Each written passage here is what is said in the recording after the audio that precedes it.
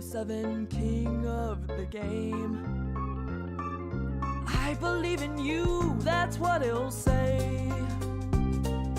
Nice and kind, leading cobalt ice. He's a blue, cute, and deadly little guy. Seeing through the fog, old gods he's slayed. Go7, Go7, Go7, Go7. Go7, Go7, Go7, Go7. Go7 king of the game. I believe in you, that's what he'll say.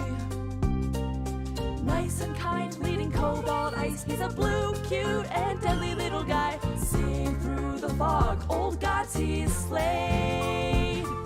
Go7, Go7, Go7, Go7. Go7, Go7, Go7, Go7. Go7 king of the game. I believe in you, that's what he'll say. Nice and kind, leading cobalt ice. He's a blue, cute, and deadly little guy. Seeing through the fog, old gods he's slayed. Go7, Go7, Go7, Go7. Go7, Go7, Go7, Go7. Go7 king of the game. I believe in you, that's what he'll say. Nice and kind, leading cobalt ice. He's a blue, cute, and deadly little guy. Seeing through the fog, old gods he's slayed. Go7, Go7, Go7, Go7.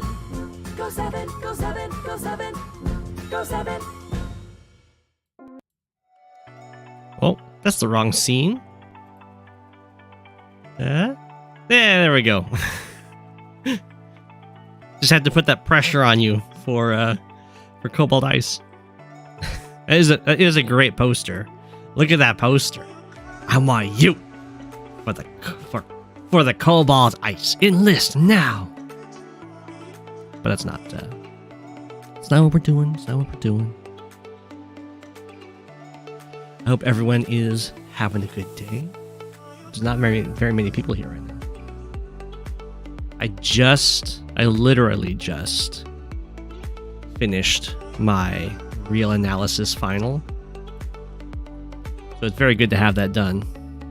I need to get 35 out of 100 in order to pass the class. So I should get there. I would have to have bungled things up a lot.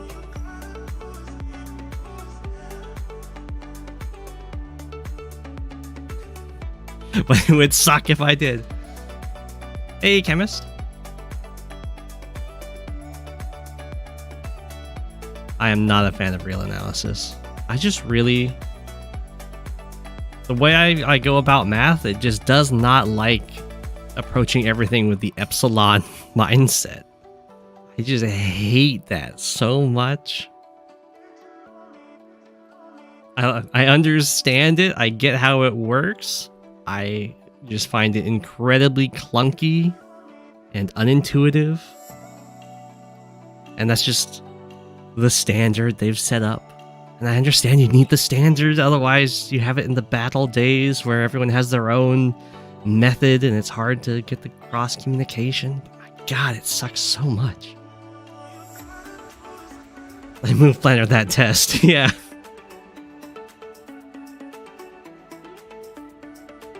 It would be very ironic if I miscalculated the required grade.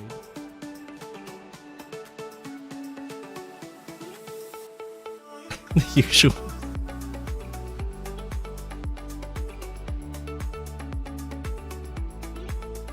So I'll be covering a replay that I had in a recent tournament that I'm going to be having a cooperative coverage on. I think next week is what was scheduled. It was either next week or this Friday. So this will be kind of like practice for that. That's going to be in a standalone video on Master Kanbei's channel. It's his tournament. Challenge the professor to a 1v1 on Caustic. I mean, I would definitely do 1v1 on Sacks of Terror. I wouldn't bring him to Caustic.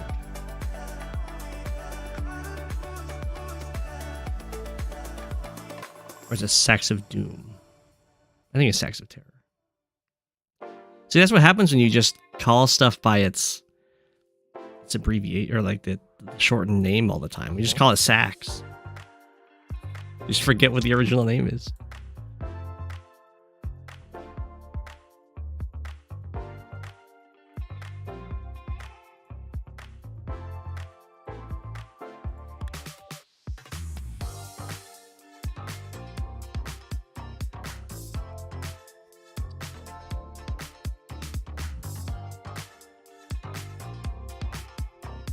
Have a look at your 3-player map, Krispy Kreme. Would love to see a high-level 3-player battle. Well, while I'm waiting for people to show up, I can take a look at it. No promises on a high-level 3-player battle. Usually 3-player maps always run into some problems. 3-player base light?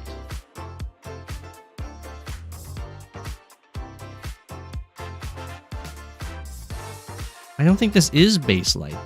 It's not base light. That's 3 bases.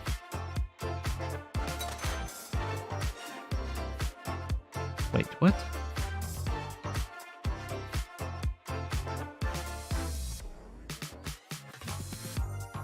One, 2, 3. Here, I can bring it over here. It look too big for you guys, though. Oh, no, it's not. So we have 1, 2, 3, 4, 5, 6, 7, 8, 9, 10, 11, 12. So it's 4 bases per player. That's not base light. It's tags. I don't know who in the map committee said this is base light, but they can't read the map, I guess.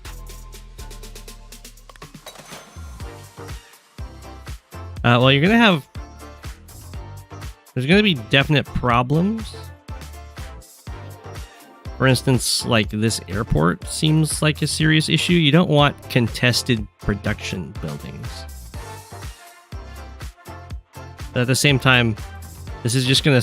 I feel like this is just gonna stall because there's no movement. There's no ability to really front switch, and then you just have a single front. And it's a single front that the bases are both pretty close to. So they're going to just build up a bunch of indirects and stare at each other. I guess you could be fancy and move the base here, and then you could introduce pipe runners into this.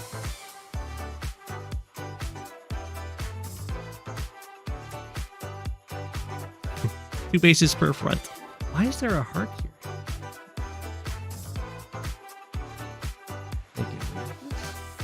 No? Can't use it?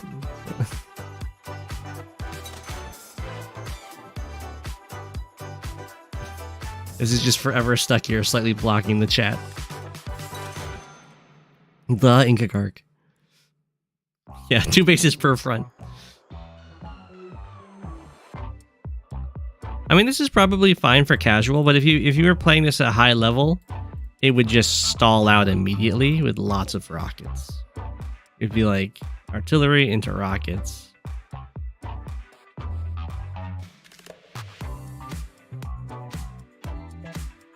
Because there's no way to do any, like, you only have one way to go, and they only have one way to go on each of these fronts. And then there's going to be double base. But once you set up your defenses, there's no way to like go around the defenses because the middle is completely blocked off.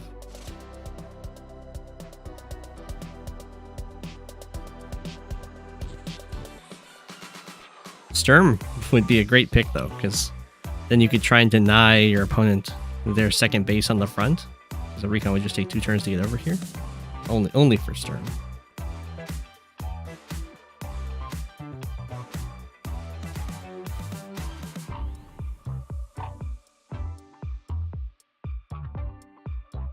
Would Pipe Runner make it worse? I don't think much would change with Pipe Runner. It would just be another way to bring indirects.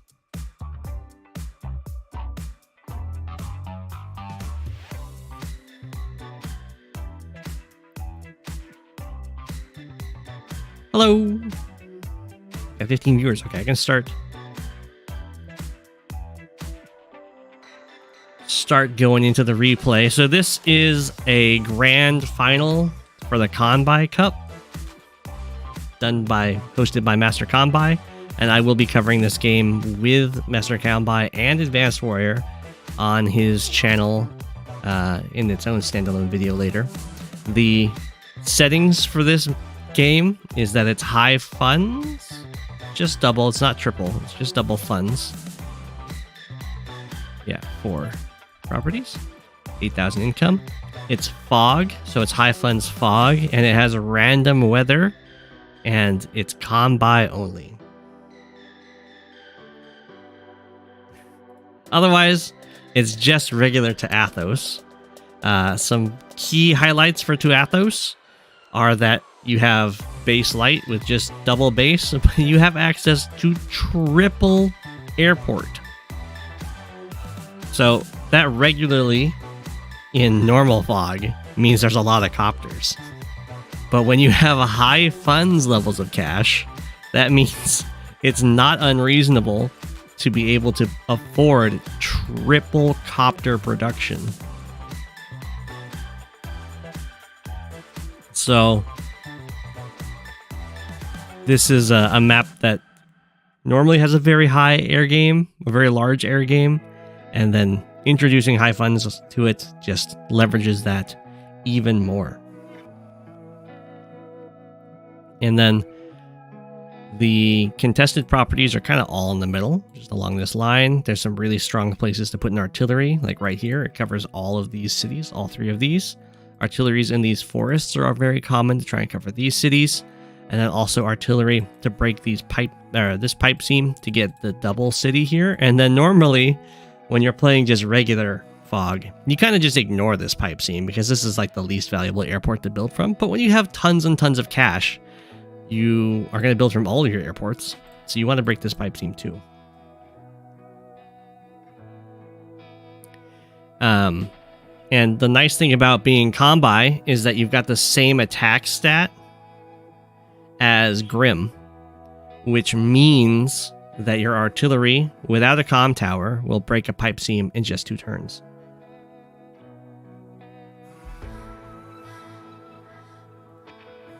And then, yeah, Kanbei units are very hard to kill, even for other Kanbei units, because defense outscales offense. And then Kanbei units do cost more, but this is high funds, so that's going to help with that a lot. And you're going to see very early vehicles. This map has, as far as I've known, I've never seen this map with a missile covering the middle airport. Grim is 30%, so is Kanbei. His units cost 20% more, but he has plus 30% attack and defense.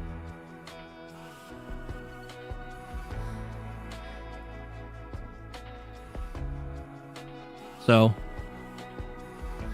this is a base light map. It's a base light fog map, which means infantry are always the most valuable resource, and it's going to be the unit you're going to run out of the fastest and be the most impactful when you do run out of it. And then because this is high funds on top of that, it makes the infantry even more precious, as you really want to be spending your money to build vehicles from your bases. And it also means that your infantry are going to be harassed a lot faster, and they're going to die a lot easier because there's going to be more vehicles and bigger vehicles available to kill them. So a lot of this map often comes down to infantry count, as base light maps always do. Well, almost always do. And making a high funds is just going to exacerbate that even more. So that's what we're going to see a lot of. My plan is going to be very aggressive in harassing infantry, and then to just flood the game with air units. And then yeah, and there's also a lot of danger between if you get the something to keep in mind when you're playing Kanbei is that your super means that an infantry on the HQ is invincible at full health. It's invincible on mountains at full health, and it's almost invincible, not quite, but very durable on cities. So you really want to have full health infantry available to start capturing cities, comm towers, HQs, when you have your super ready. And getting your super first is going to be really, really good. And part of what's going to be nice about using vehicles to harass infantry is that it puts me ahead economically if I can deny cities, and it puts me ahead in charge, because the amount of damage I'm dealing to infantry gives very little charge to my opponent, but the amount of damage that the vehicles do to my vehicles gives me a lot of charge. So I kind of get an advantage in two ways, and it's only costing me either vehicle count or vehicle health. So as long as that doesn't get out of control, it should kind of set me up to have a very good mid-game or late game by having both more money and more charge available, which will give me the first super, and then with the first super, I get to go for more captures, which gets me even more money. Anyway, that's the main plan.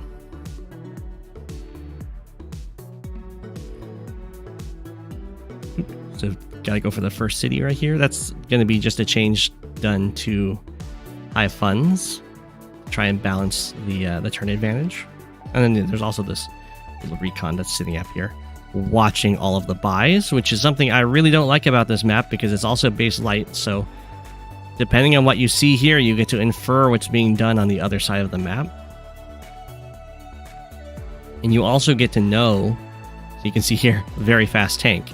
And I get to be very safe with this tank because I know whether or not vehicles are bought here to deal with this tank. So I can be, well, if I say safe, I can be very aggressive while still being safe. And that's something I really don't like about this map. And I guess I'll say aggressively placed pre-deployed vision is that it kind of ruins, in my eyes, it kind of ruins the early stages of fog, and where you have to be a little bit careful about overextending and like risk management and all of that stuff. Where I was actually kind of happy with how Lost and Found used pre-deployed vision in the first map of the Smacky Cup. It's like Frozen Fear or something like that, where he had the pre-deployed vision with the recon as well, but he was looking at a double base setup against a one base setup, so it was more defensive vision, just to help your one base survive against what the double base is building. That makes a lot more sense to me, instead of like, this is a one base, this is a one base, now I just always know what you have and get to play around. It's almost like I'm playing standard while you're playing fog on this front, which is very awkward. Anyway, that's just my little soapbox on that issue. You can see both of us go for this very early walk to the center here to get these cities, and that's because it can be very easy to lock down, as I mentioned before, with the artillery in the woods. So I see a recon built here. That means I have absolutely no fear with my tank. Whee! Let's go over here, see if I can spot an infantry trying to walk onto the mountain to get one of these properties.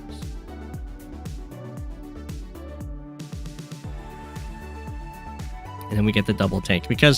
So I'm buying this tank over here because I see that there's only been a single recon built here, but Advanced Warrior has a lot more money than that. So I'm expecting at least a tank is over here, or a recon. I want to make sure I have a tank ready to try and cover my infantry. But this is going to mean that Advanced Warrior is going to see that I have a tank here, which should make my infantry safer just by the fact that the tank is known about. And I think that's going to cause Advanced Warrior to actually front switch with this tank. We'll see, though. Yeah, and the tank gets built here, and still I know exactly the coverage that Advanced Warrior has, and then I can go for this attack completely unpunished. It's just, there's no risk involved. So I'm going to go for the airport pretty quick here. I want to hit this guy. So it knocks him down to 7. And you can see they're very durable. As a Kanbei tank only hits Kanbei infantry to 7. It's on a mountain. It's a lot of defense. But that's enough to slow down captures. Ideally, you knock them down to 6. I don't know if that's actually possible, but it probably isn't. But 6 would be a great target because that instead of it makes it so they have to spend 4 turns capturing instead of 3 turns. But you take what you can get.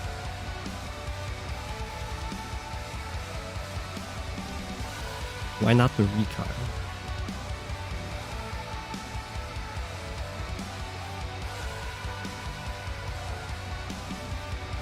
Well, I don't care about the recon. This is high funds. This hitting an infantry does more economic damage than hitting a recon.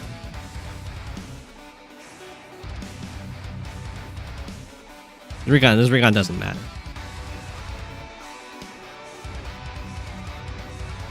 It could attack this infantry and then this tank would have a new target. Every turn that I delay a capture from an infantry is 2,000 in value. And this is going to delay a capture for maybe even indefinitely. It'll be just tons of value to mess with this infantry in comparison to just hitting a recon.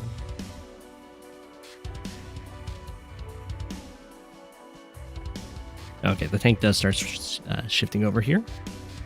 And I'm going to see that this tank is going to move up here. 5 recon, so I know this is covered. And then I built an artillery over here, so Advanced Warrior is just going to copy that timing, which makes sense.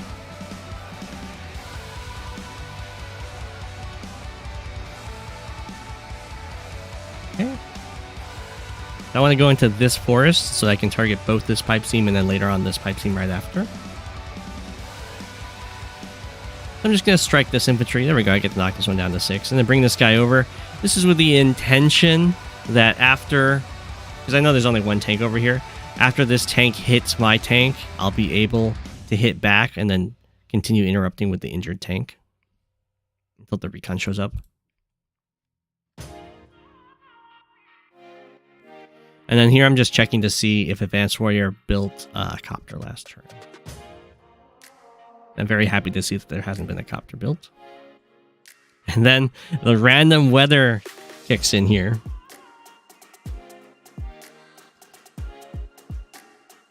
And this makes me really sad. Because now my tank doesn't actually cover this tank. Because this guy can still reach 1, 2, 3, 4, 5, 6, hit my tank. But then this infantry is going to still be here, so this tank won't be able to reach and actually get the punish hit. So as this separates my coverage, it also means that this infantry can't, for both of us, the infantry can't climb onto the mountain, so it's trapped here for a little bit. Yeah, there's random weather. So I don't think this actually... I don't think this actually hurts Advanced Warrior at all, unless Advanced Warrior wanted to put this infantry onto this city. Yeah, I think everything Advanced Warrior wants to do is still capable in this snow. It just disconnects my tanks, and it also stops me from reaching this harbor this turn. Yeah, it doesn't ruin this 2-turn setup. Because it stops this infantry from being hit again.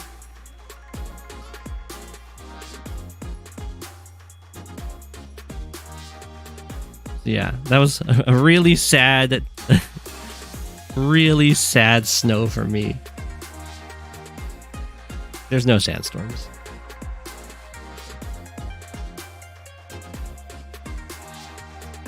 So I'll come in here and I'll just take out this infantry because this is high funds. Every infantry denied and property denied is just tons and tons of value. You can see we got our double copter, and then since infantry are so valuable here, I'll just build some more of those.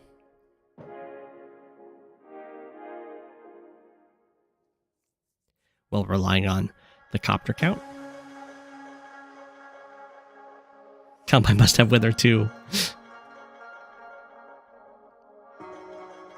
Okay, so that hurt me a little bit. I mean, it ruined my little play over here. It stopped me from getting this capture, but I'm still ahead in income pretty favorably. I think this might be a slight mistake. I feel like probably killing off the 5 health tank would matter more, so I can't just send them both back to repair, because funds don't really matter that much when you're talking about repairing an entire tank. That's it. As long as it's not hurting my unit count, because I'm going to have tons of funds to repair tanks all day, but I don't have tons of production to build more. So I felt like that was a little bit of a misplay. But it is going to force me to retreat.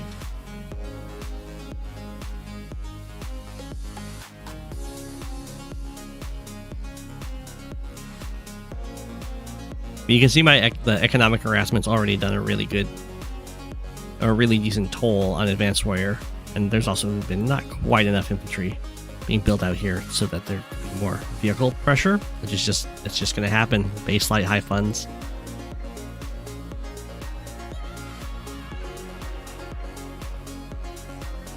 Yeah, we go in here. I'm going to be very aggressive for attacking these infantry. And you can see how the charge is working out for me here.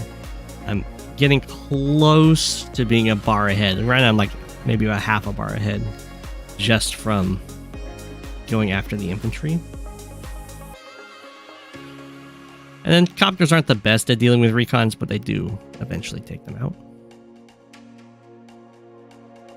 So I kind of messed up this timing. So, I mean, it's going to work out, but if you break the pipe seam, the transport copter goes 1, 2, 3, 4, 5, 6. Picks up an infantry. 1, 2, 3, 4, 5. Drop off the infantry. Or 6. Drop off the infantry here. Where if you have to fly around the pipe seam, because I'm not going to break this in time. 1, 2, 3, 4, 5, 6. 1, 2, 3, 4, 5, 6. 1, 2, 3, 4, 5. So it takes a whole extra turn of movement to get there. So building this turn and building it next turn will get here at the exact same time, and I could have built something else instead, potentially.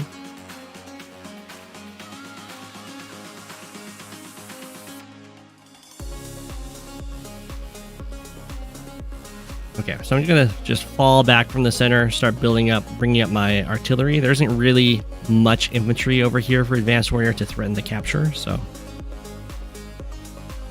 no worries for me there.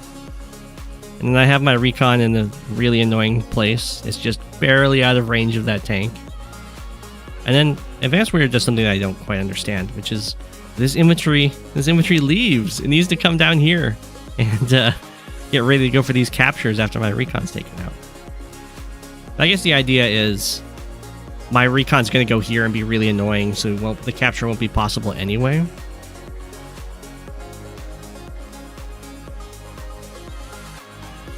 And just build another infantry, come down here a little bit later. Except another infantry doesn't get built. It's very weird to me. So I've seen that Advanced Warrior has been kind of just moving like a ton of vehicles over here. And I'm going to, I think I've seen it. At least I have a sense that that's been happening at this point. So I'm going to start getting really aggressive on this side.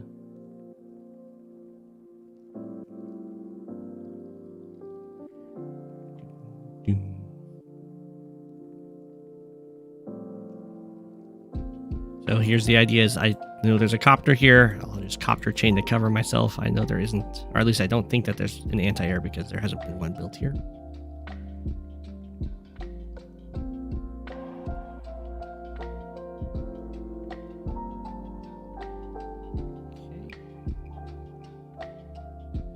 He has to just wait until this recon gets taken out.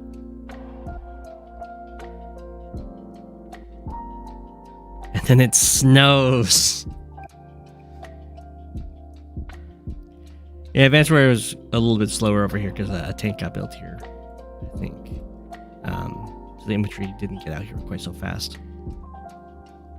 So this is the second time that it snows, and then that disconnects my units. So now this copter isn't covering this other copter. I don't think it hit... This one doesn't hurt me economically, though, because there isn't any property that I'm not going to be able to reach because it's snowing this time. It's just disconnecting me again. This is random weather, yeah.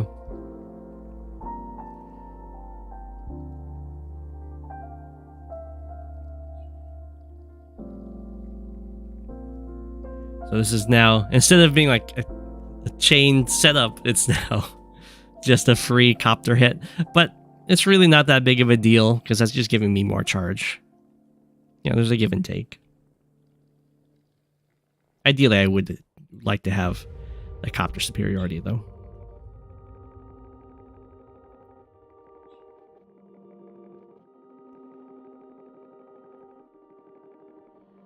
Okay. But this also means that the transport copter being built that turn actually works out, because now with just that 3 movement, it can still reach the airport next turn.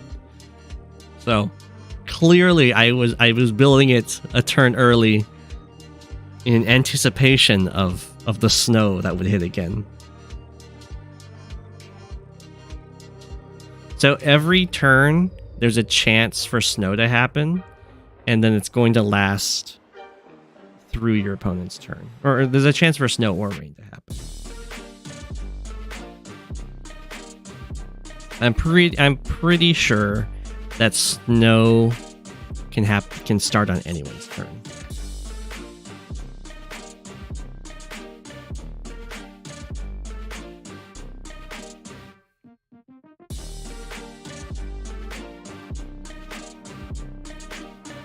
So just kind of trudging along here. Got the artillery set up in the forest. A very nice spot. I'm just going to move the recon back because this tank will still kill it off on the city. And let's just draw the tank a little bit farther away from the front lines. It's the same thing that Advanced Warrior did over here. I'm going to start getting an anti-air. It's going to be valuable. Arguably, I shouldn't have gotten this tank and just get another copter and an infantry, but I felt like I had a decent enough infantry count right now, and I think I'm thinking that there's going to be some anti-airs being built over here. I don't know. I don't think weather is always fixed to the start of player 1's turn. I think, I could be wrong, I think it's fixed to the start of any player's turn, and then it will last through the next player's turn.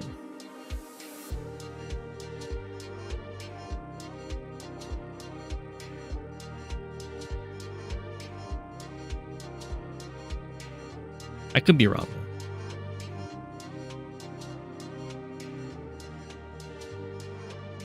Okay.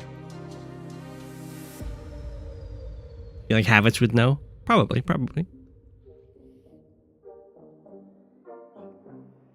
So Advanced Warrior has not broken this pipe seam, and that's going to slow down these copters by quite a bit. Like, to get to the other side of this pipe seam from here is more than a turn. It's like a turn and a third. And then it's only 4 movements once the pipe seam's gone. So I have a very nice acceleration to my copter production from this airport. And that's a big deal because these copters aren't really going to fight over here. They're actually going to fight way over here. And these ones kind of want to get centralized too. And I'm just going to get into the center a lot faster.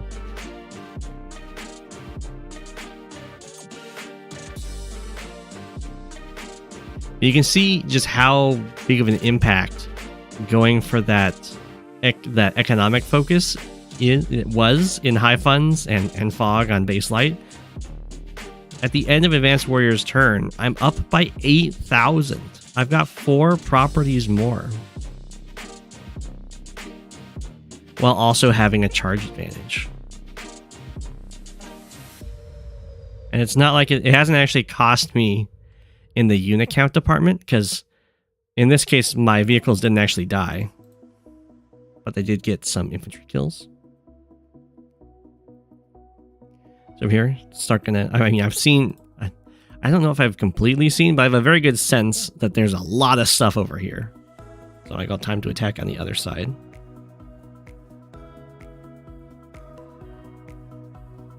Try and take a city from them.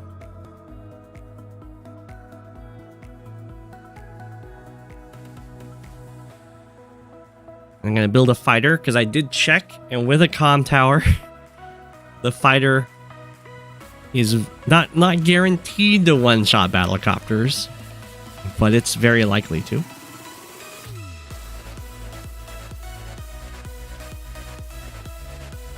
And then, of course, I go for the interrupt on the capture with the idea that I can follow this up with anti-air and like a copter strike to deny the city completely.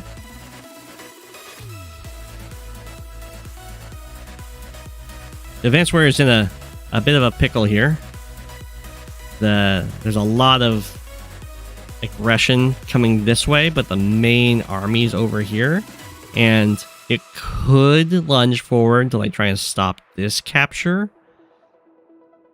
But it does kind of have to overextend a little bit to do that while also forsaking the other side. And there's actually only one anti-air with this army. So if this goes forward and like kills this copter, it will lose the anti-air for the entire front. It'll be just forced to have copters to try and fight copters. Snow would be brutal here. It did not snow though.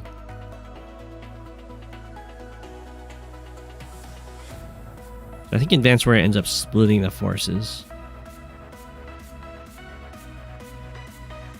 Yeah, does kill the copter, does die forward a tiny bit over here, and then has the artillery placed to protect the tank. Go after that poor copter, actually lives at 1. And this is where not having this pipe seam broken is really hurting this copter movement. Because now they're even trying to go way over here. They're just so much slower. But Advanced Warrior now has an artillery set up to break the pipe seam. And there's no interrupt over here because just a single infantry could and it would get beat up by the others.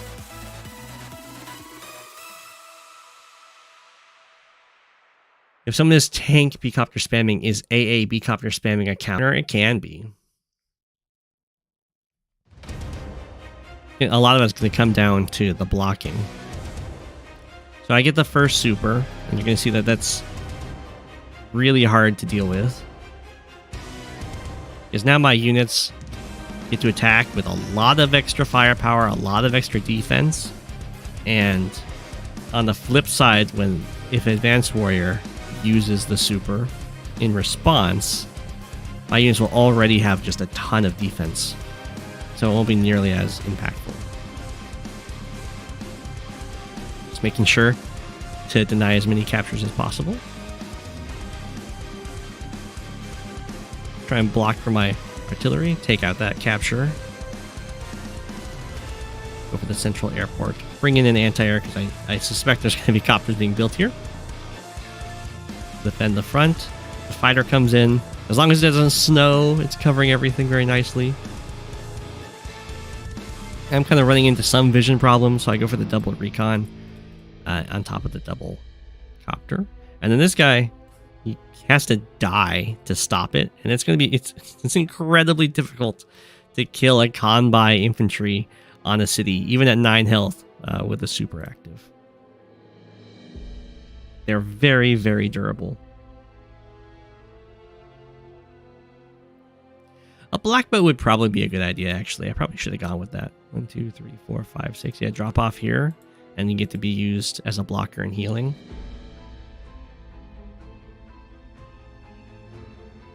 Okay, so here's the response. Samurai Spirit. You're gonna see how much harder it is when you have it. When you have the super second.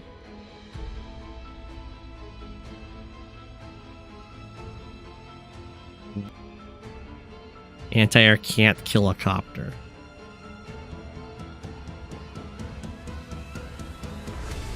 Looks like a copter hit the pipe seam and then a black bomb got built. Yeah, black bombs aren't banned. Now,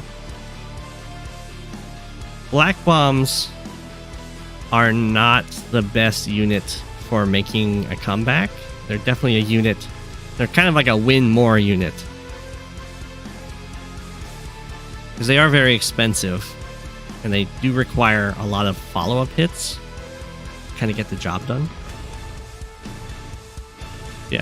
That was a supered Kanbei recon. It did 1 damage.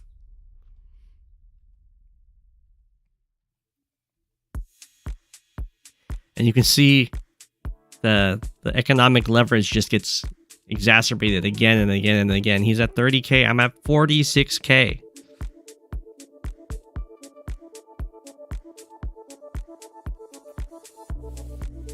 Now it's 28 to 48 because I took the city from him. I'm going to be taking this city too. It is really tough. And you can see I've got no fear about losing units in order to... You can see how much it takes. That's what it takes to stop a Kanbei super infantry. Anti-air tank, copter, infantry. And that was to kill an 8 health infantry. It was an already injured infantry.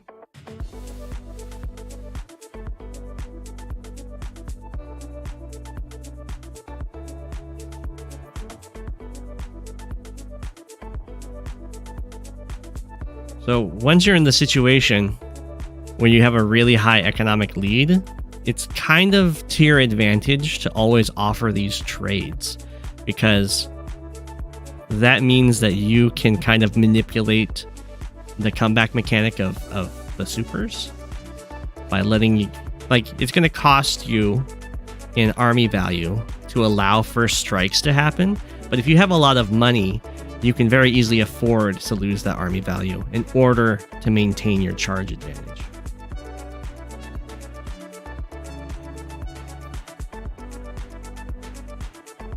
I don't even need to go for this attack, and I think I go for the wrong order. Yeah, I should definitely go copter and then infantry strike.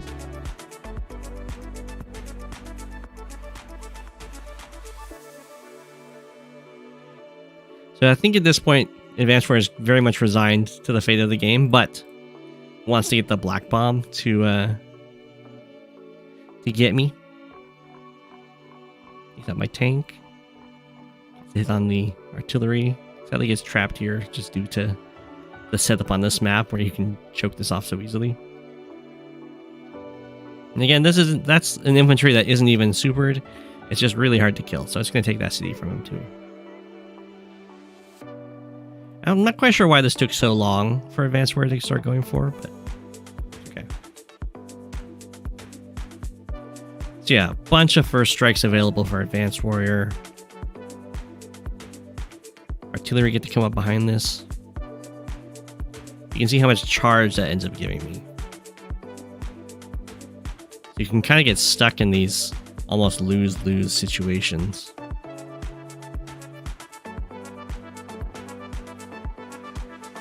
We do have the black bomb available, and it's very smartly 1, 2, 3, 4, 5, 6, 7, 8, 9. It's 1 tile away from my fighter's range.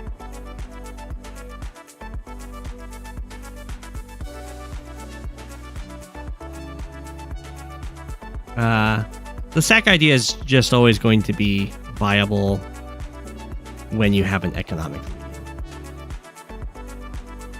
Did I attack an invisible black boat? I get to take this city. 50k to 28k.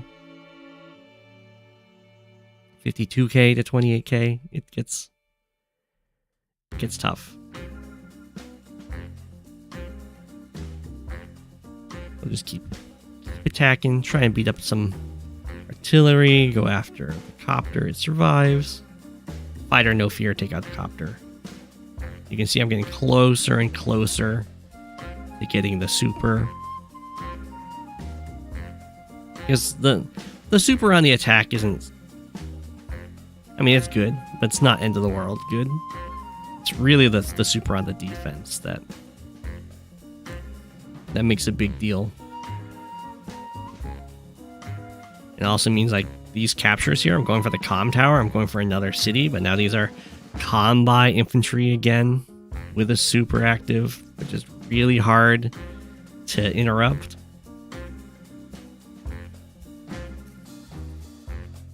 And then I start going into the Neo tanks. To be a lot of ground aggression. Good evening. Yeah, we have a black bomb here from Advanced Warrior. We have the Samurai Spirit. Boom. Boom. So that's a decent strike. I mean, it does hit some of Advanced Warrior's own guys, which isn't great.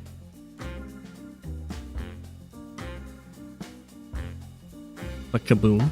And the nice thing about that is it will allow for a lot of very easy one-shots for Advanced Warrior to kind of clean up units. But that's where it can kind of, like, if we go back here, it can kind of be really unfortunate to use black bombs when you're kind of losing the game. Because if we look at how much of an army value swing we have after the black bomb gets used, so I'm at 240, Advanced Warriors at 133. I went down by like 25k, but Advanced Warrior actually ends up going down by like 40k because the black bomb itself is really expensive, and these units also get hit. But we'll see if I go down by like 40k after the cleanup happens, because that's going to also impact how good the black bomb is. It was almost 40k, so the black bomb almost came out even. It did have a unit count advantage to it. But if it was the flip side and me, who has just like a ton of money, uses a black bomb, and then I clean up all these units, it's just going to be very devastating.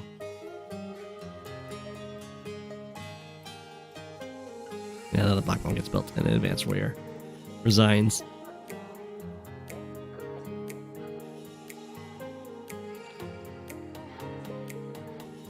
Yeah, I think it could have exploded one tile higher. Let's see.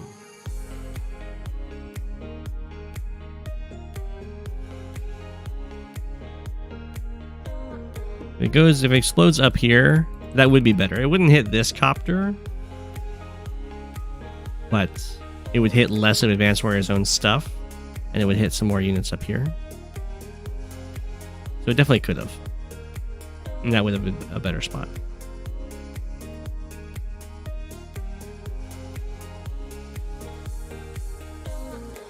Yeah, GG. Lovely. That's the practice go through. There will be a collab video covering this game more in detail with both Advanced Warrior and myself's perspectives.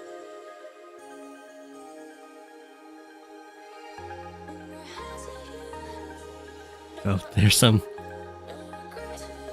The weather.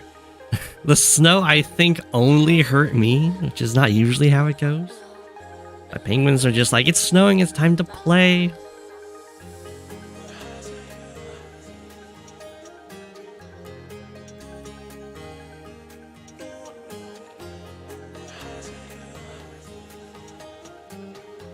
Yeah, there's you're not going to have Kanbei versus Kanbei very often in your Advanced Wars by web experience, and you're not going to have very many high funds fog matches and all that, but there's some tech for you. There was no rain, I know.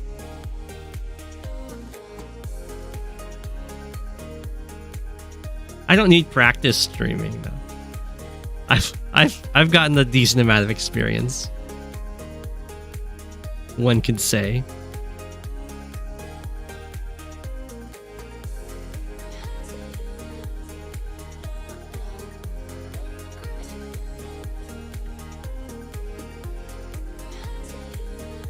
that was the latest Go7 game to finish. I do have a tournament game going on right now where I made a really good play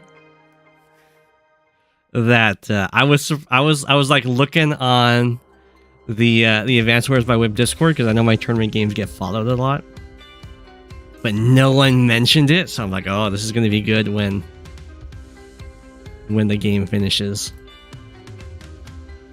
I was amazed that no one mentioned it.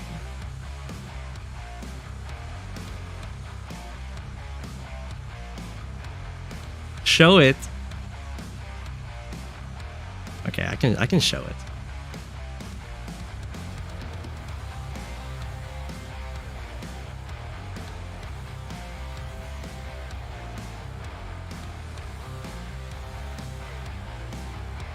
It's an ongoing game. Is it like 2 turns ago or something? Okay. You guys can't give me any advice about this. I mean, it is 3 turns ago.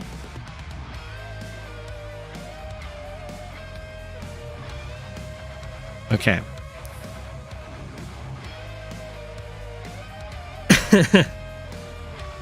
So, on this turn, the problem that I'm trying to deal with is the fact that this base can get locked down with like there's this Neo Tank and tank pressure, which kind of requires either a Neo Tank or a Mega Tank, ideally a Mega Tank, so it doesn't get bullied by the bomber in the future to deal with. But because there's also the combination of the bomber being able to hit this tile and then the ability for the copters to kind of surround the base. If I build a Mega Tank, it can just get pinned in by air units and then I lose the base. If I don't build a Mega Tank, then I'm going to be in trouble when the Neo Tank and air hits it anyway. So the solution I decided to go for here is to build, because the tiles I care about are these 2 right here, or whether or not air units get on there. So I build a max missile so that the base can't get pinned in by the battle copters, because the max missile can still one-shot copters, and it has the reach, just enough reach. It was so good. I've never ever seen a max missile actually do something, and it got to do it on by. I was so proud to see that play. But yeah, it was so good.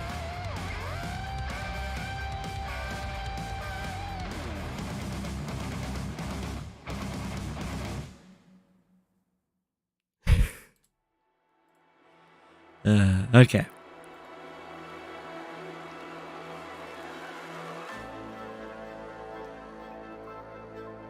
As far as like survival plays go, I think that might be my best survival play.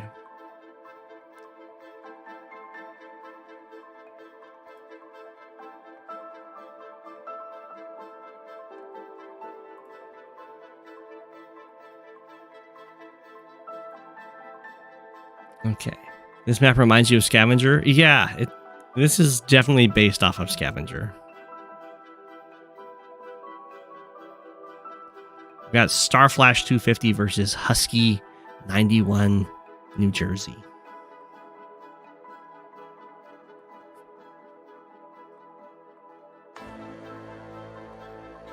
I don't think my opponent's going to resign after that. They're still, I mean, they're still in a very good position. But I hope, I mean, I was amazed they didn't send me a message about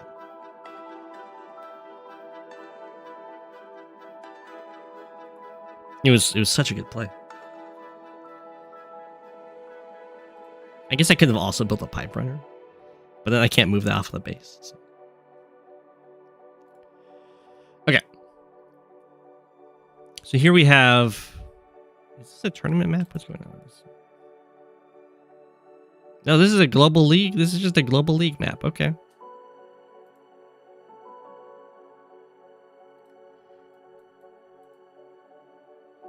I haven't really been playing global league because I've been at tournaments and busy with school and everything.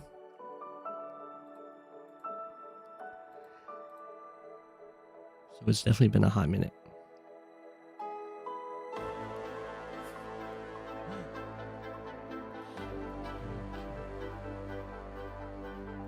You're rooting for... Oh, they sent me a message on how to say their name. You're rooting for my opponent?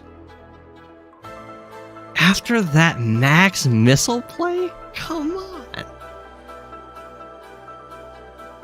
Thank you.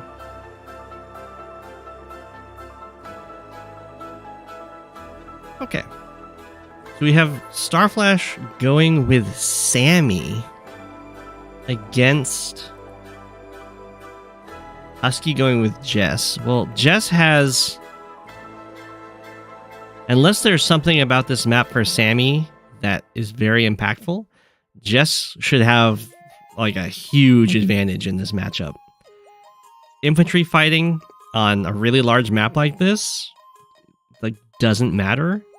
Having the advantage for captures often doesn't matter, but having stronger vehicles and faster vehicles is a really big deal. And Jess even has a better air game because she can refuel stuff.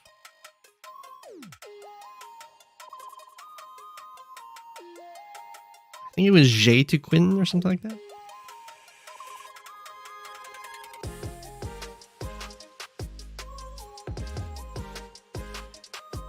Let's see. I guess this black boat and more black boats being built could be advantaged for Sami. Oh, I see. There's a choice here. It's sitting on a city, so you get to choose if you want to use it in this lake or this lake. Ah, I see. It's probably better in this lake because if you're over here, you get like these captures faster, but I don't think it's reasonable. Well, you know what? Maybe this is where Sami comes in though, because Sami can deliver mechs down here and try and actually hold some of the properties that are captured here, where like Jess delivers infantry, might go for some of these captures, but then you'll just lose these captures very easily. I don't think they're reasonable to hold. I could be wrong though.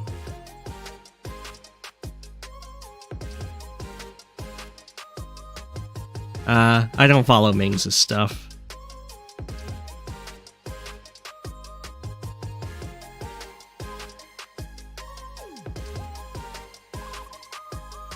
You could build a Bebo pretty quickly, true.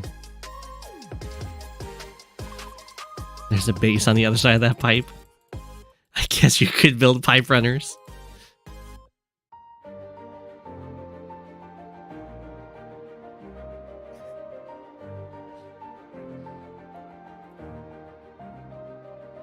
Okay, so Starflash is going with this side. And so is Husky. Ooh, you can have a fancy little infantry boost. Yep. Starflash does the same infantry boost. I guess it's actually a forced infantry boost because the black boat wants to stand in the harbor. Wow. That's a very fast mech.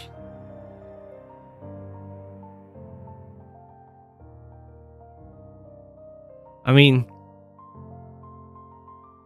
it's not the worst. I think it might be bad, but it doesn't have a slow capture game because it takes an infantry and a mech 2 turns to make it here, and 2 turns to make it here, and 2 turns to make it here. I assume that's what this mech is going to do, is you're going to capture down this way and try and be like recon resistant. But you don't usually want to go with the early mechs because you want that money to go for early transports when you're playing Sami, and then you bring the mechs in a little bit later, or like even some like early vehicles.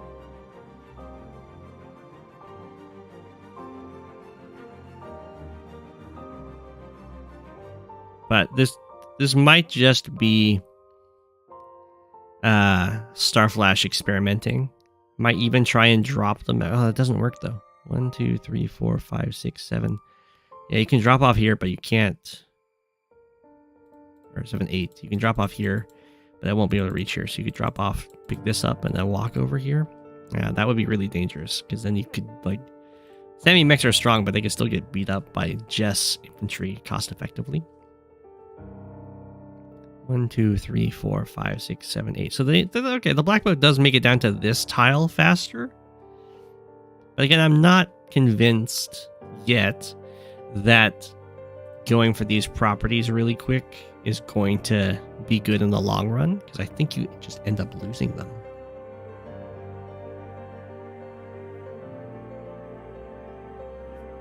I know I can't I can't do anything about this. It just came. I guess it was like in the latest version. Can't even like click on the emojis to do stuff. It wasn't letting me like drag it away or anything. I'll have to figure out something to do about it, because it does indeed block the chat. Oops. Can I like make the chat bigger? No, the heart.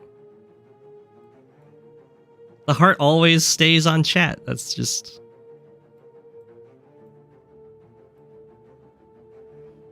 It's always there.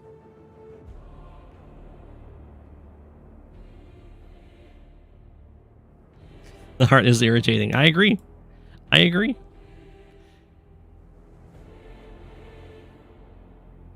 Don't know why it's here. Even if it wasn't showing up on stream, it still annoys me. Wait, how is it popping? The little heart thing is popping up. I don't know.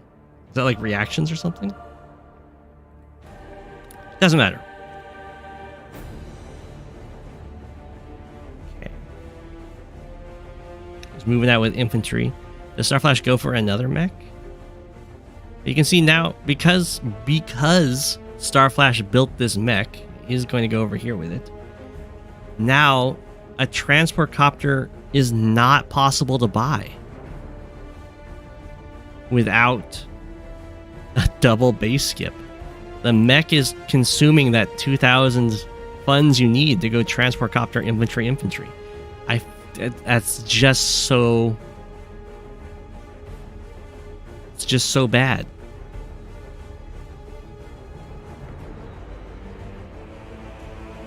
This mech is gonna have, like, this mech has to do so much to make up for having slower transport copters. How are you guys doing that?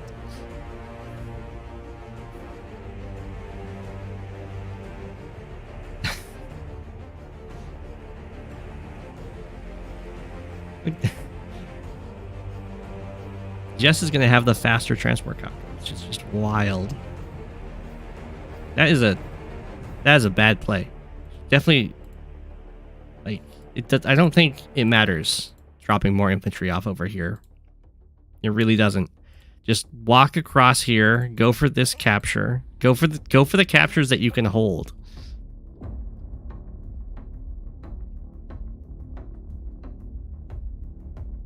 The chat is cursed. You can press the button.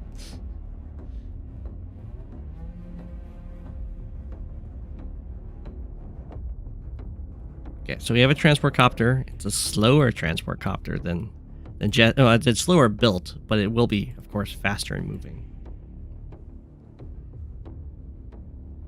But now, like, every property that this transport copter unlocks is going to be slower than it had to be.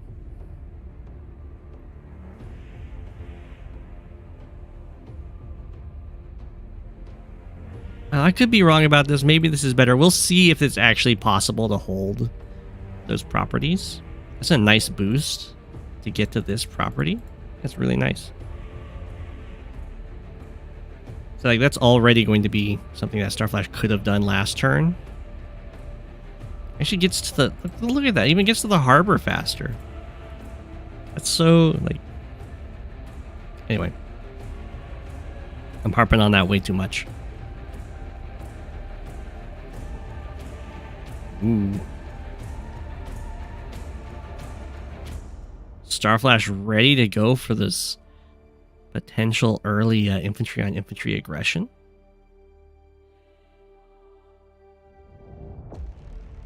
Gets the same little boost going there. Gets an artillery. Jess goes for this recon.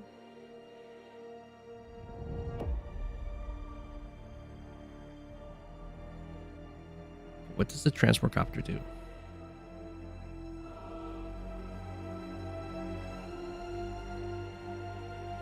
Okay, that's pretty nice. It's set up to pick up either this infantry or this infantry. Well, this infantry is set up to walk here and go for this capture. I mean, that seems really good. This guy goes for that capture. Actually, you can... Well, the boost isn't super impactful, sadly, but still very nice.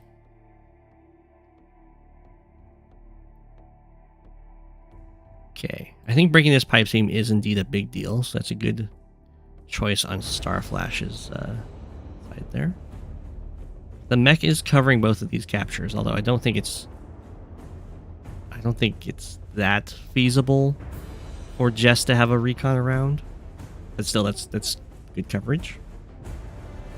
Although I'm gonna take that back. Actually, I think this is a mistake. Like the mech is covering here, but the mech has more jobs than coverage. It needs to capture, otherwise you're just gonna fall behind what you could have had in economic terms. So this guy should actually not go for this capture and instead walk over here to go for this city and let the mech go for this capture. Otherwise you're cannibalizing your own captures.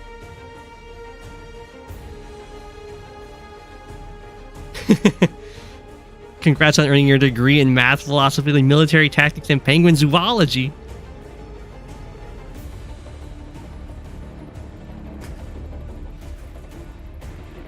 Oh, stealths are allowed on this map, huh?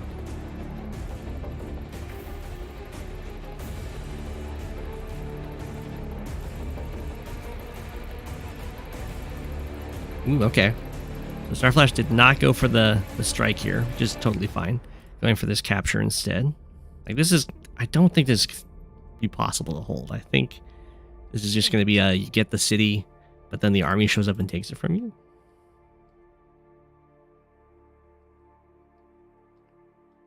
But we'll see. We'll see.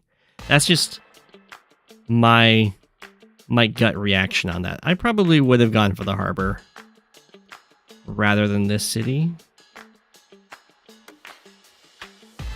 But I don't think that actually matters.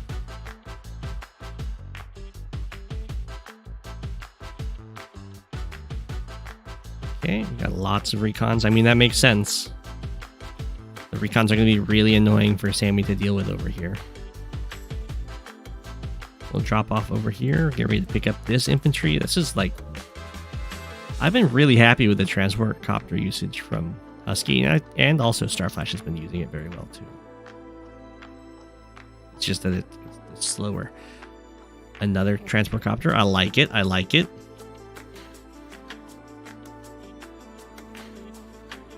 Okay. But something... Starflash needs to start sending mechs down here or getting tanks down here, because the recons are 100% going to show up. And Starflash is no fool. He is very much aware of... the recon threat. So we do have a mech ready to get brought down here, which is very good.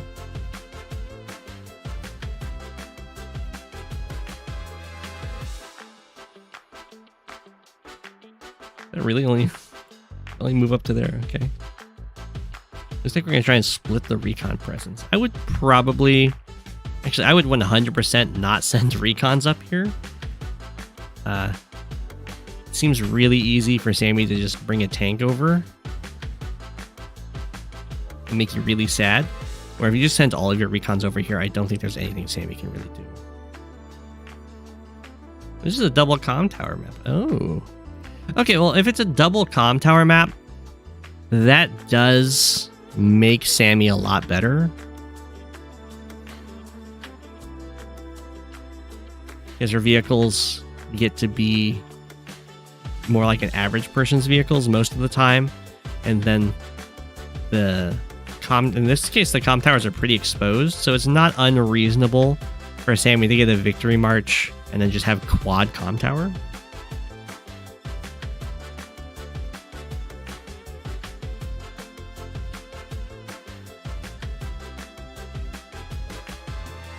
Which would be very good.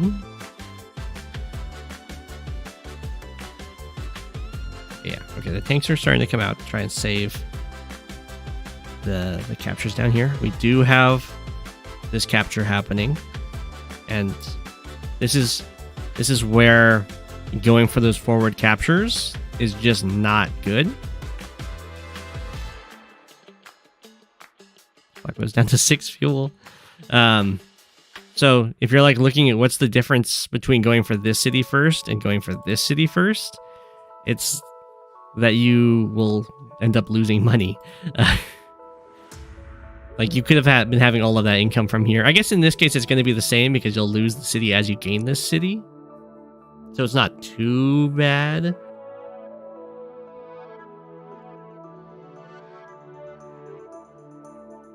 Never mind, it's going to be much worse. Well, it'll be a whole turn of income that you'll end up missing out on.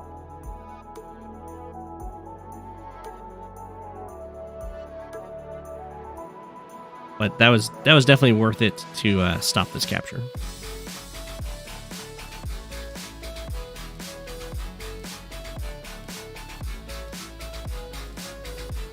What can you do with plus 40 attack mechs and infantry? Well, if you have 4 comm towers during a victory march, your mechs will one-shot guarantee kill infantry on cities. Pretty sure it's guaranteed. It's either guaranteed or very likely. As well as be able to one-shot tanks, not on cities, but just on like general terrain. One-shot tanks, one-shot anti-airs, one-shot recons, of course. You will, and I believe infantry will be able to one-shot infantry on plains and roads at 4 comm towers.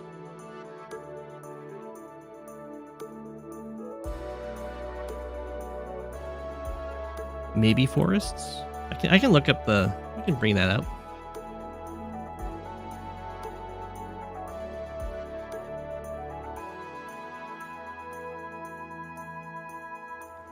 I can look at some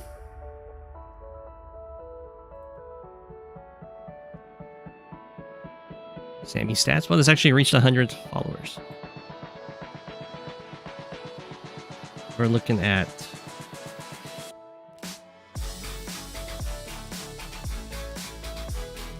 if I hit Victory March at 3 comm towers, it's a chance to one-shot. At 4 comm towers, it's guaranteed. I don't think a tank, though. Yeah. Tank can be guaranteed only on plains and below. Anti-air, that guaranteed on cities? That's guaranteed on cities. Artillery guaranteed on cities. Recon for sure. And you think you'll do like 20.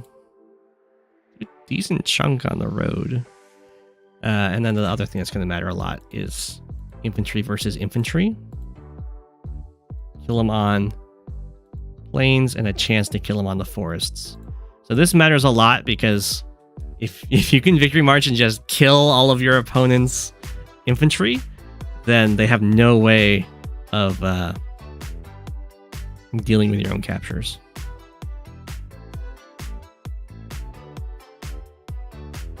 No, I'm not talking about that game. I was just bringing that up to look. I was talking about this game and how good getting the quad comm tower would be for Sami in the victory march.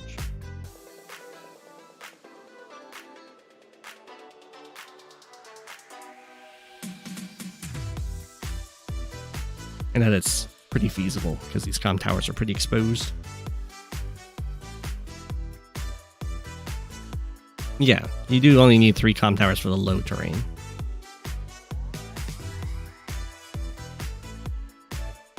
So it is something you should keep in mind. And that's why double comm tower maps are really good for Sami. Oh, ruler time! Is the stream having trouble? It's not saying it's having trouble, but sometimes it lies to me.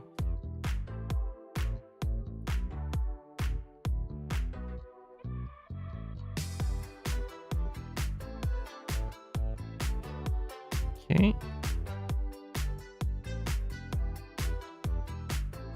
So both players have broken their pipe seams. It's very good. I don't like this. Is I think probably a mistake. That's a really good kill, though. Every time you can kill off a Sami infantry, you'll be really happy. This is something you want to wait just like one turn to do. You want your vehicles able to protect your infantry. Ooh, my gosh, getting a transport copter kill too? Wait, why was this here? Oh, I see. It's just the recon came in here and got the hit.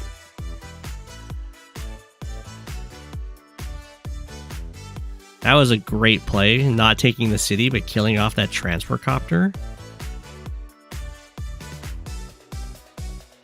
Like, those transport copters are very valuable for Sami.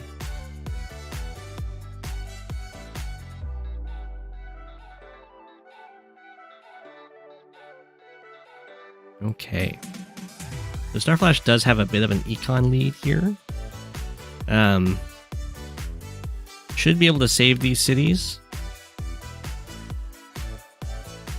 I think if...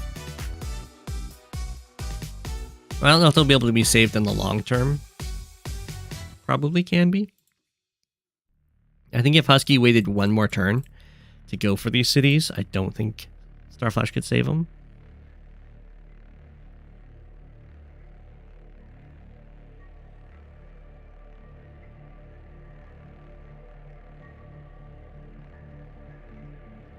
As is, this looks pretty decent for Starflash on that front so far.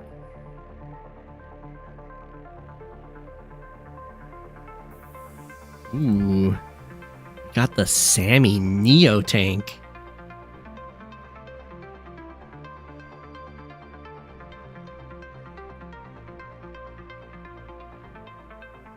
Okay, we have another recon plus infantry kill over here. Recon and some infantry strikes, getting them kills.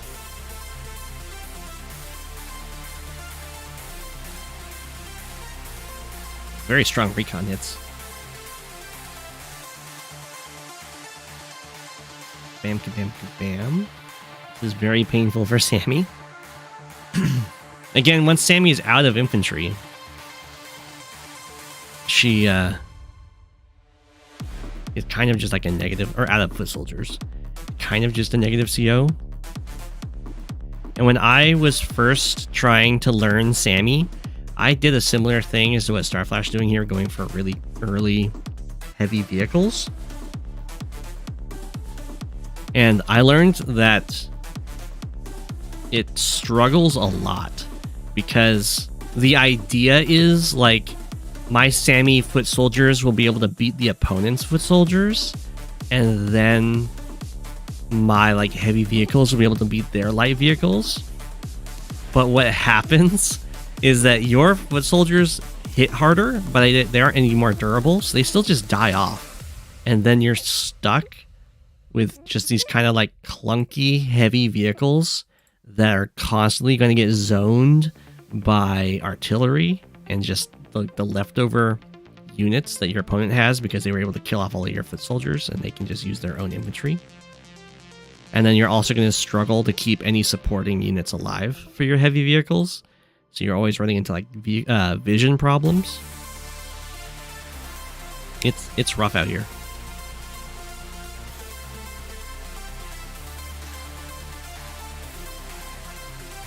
So I'll be interested to see how well this Neo tank ends up doing.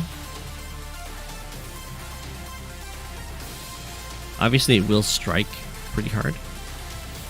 And like this attack over here from Starflash, it's not one that I would necessarily recommend. I think what's happening is Starflash is seeing there really hasn't been that many vehicles invested over here, so I would still be really hesitant about this.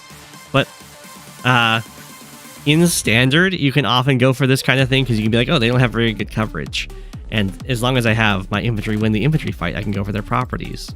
But what happens is like you kill off some of their infantry and then you lose your infantry, and it just hurts so much more for you to lose infantry than your opponent.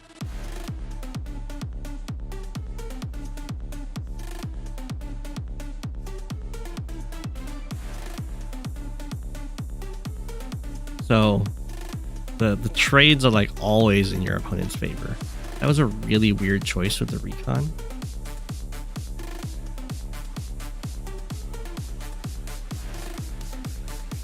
That's okay. I guess it's not that bad. Yeah, anti-air kills the mech. That's gonna be a problem. You kind of know, like, you need like a decent chunk of mechs in order to stop the anti-airs from taking you out. As long as you can always have a mech covering your mech, then the anti-air can't really engage you. Because an entire anti-air for a mech is a really negative trade.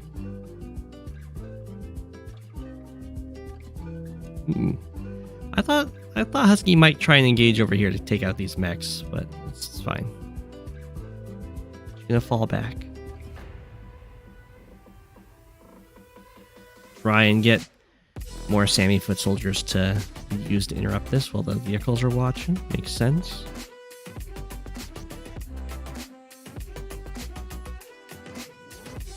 So I seem to have been mistaken about how easy it would be to hold these properties. Although, I mean, we'll see. There's now vehicles are showing up over here that might turn the tides. But both players seem to be holding these fronts pretty effectively.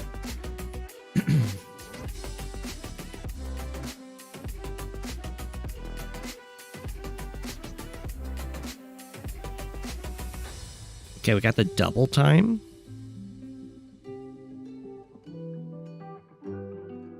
I don't know why.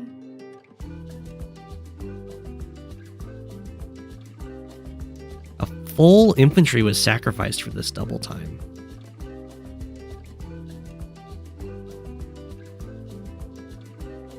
I mean, the mechs can only hit infantry.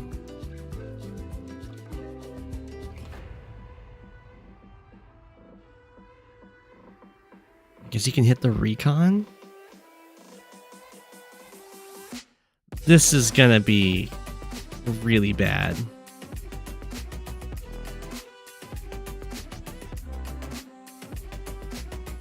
Very smart to not have... There's no artillery here, but very good to not have the Neo tank inside of artillery range. That would have been disastrous. I don't like that double time. I don't know why Starflash went for it.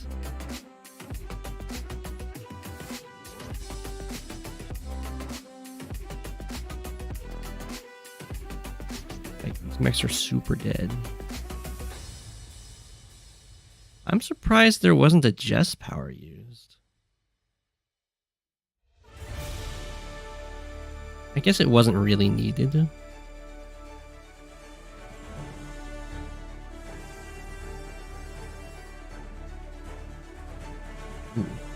The Neo tank in response to the Neo tank.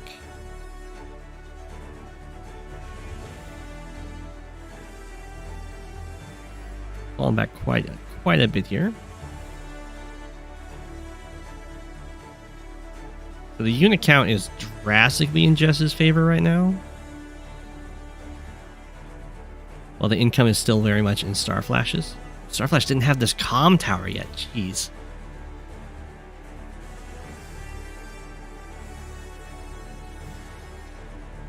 You can see it's going to start quickly becoming a vehicle war, and this is the problem. Like, look at this front. There's not enough support for this Neo tank. It can't see anything.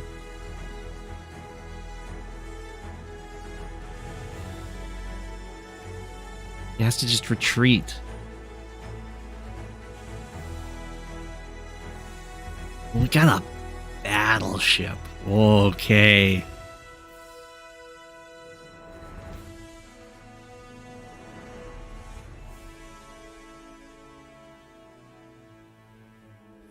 Very sad recon.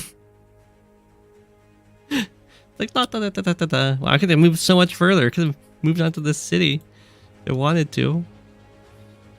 I don't know why it didn't move on to the city. Sees the artillery staring at it. I guess the tank can just come over and beat it up. And another mech goes down. Smack the artillery. You gonna take out the tank or take out the artillery? Probably the tank, because, like, yeah, you can't attack here safely against air units. Well, I guess this anti-air can actually.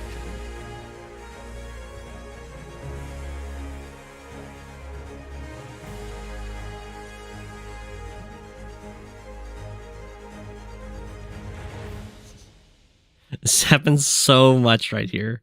Recon, infantry, kill infantry.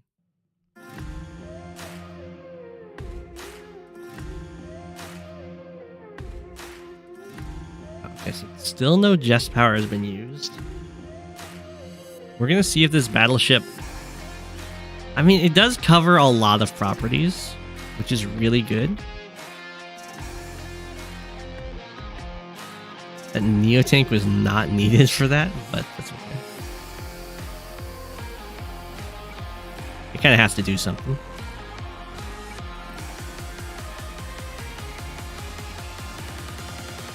Okay, Sami still has 11 infantry against 10, which is actually going to be a rough sign because Husky is ahead in unit count, so the vehicle count is going to be drastically in Husky's favor.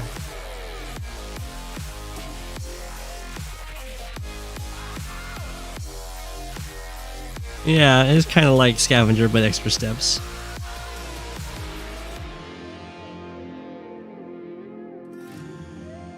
Well, I think Jess is going to take these cities now.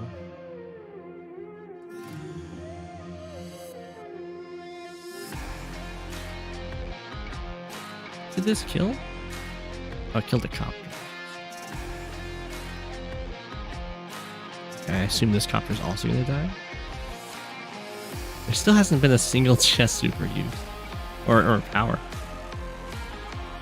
I mean, the charge advantage is definitely going to Starflash.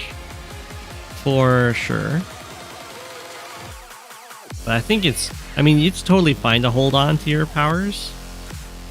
I probably wouldn't go for a Jess Bomber.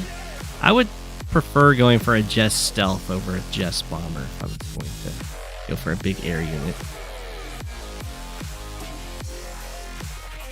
Just because she actually gets a lot out of being able to maintain the fuel of the stealth. Oh, also, Husky should definitely have built more anti-airs after sending 2 forward like that.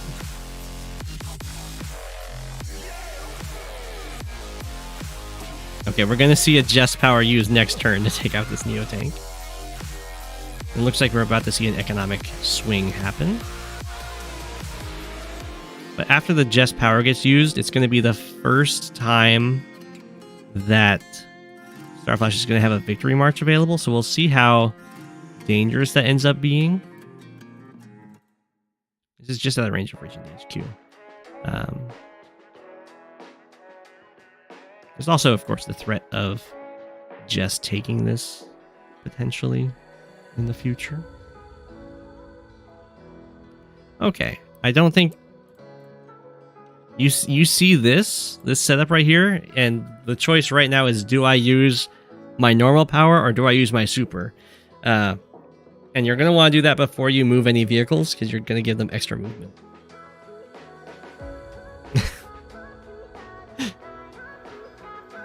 Hi, Starflash.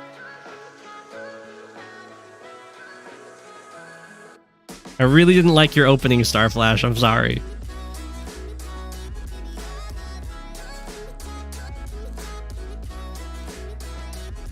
What?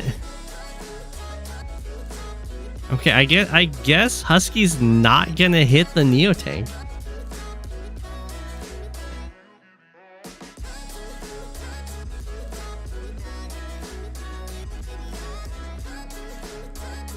To me, this looked like the clearest use Jess Super, just win the game.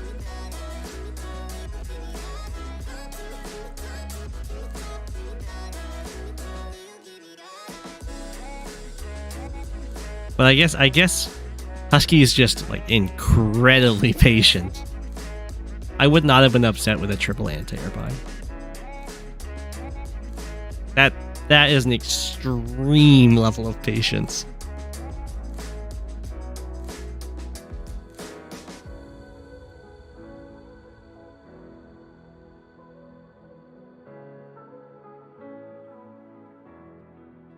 I would say a dangerous amount of patience. Well, this Neo Tank can now escape unscathed, which is really good for Starflash.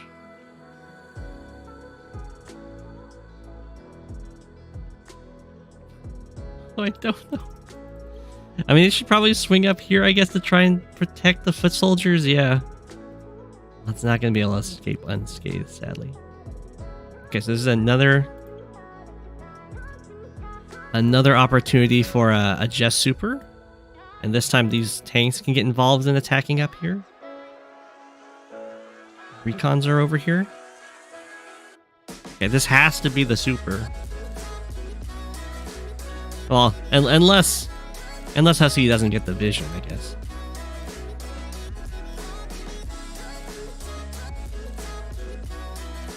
Okay, there's the Super. Gun comes up. This is a very cursed property.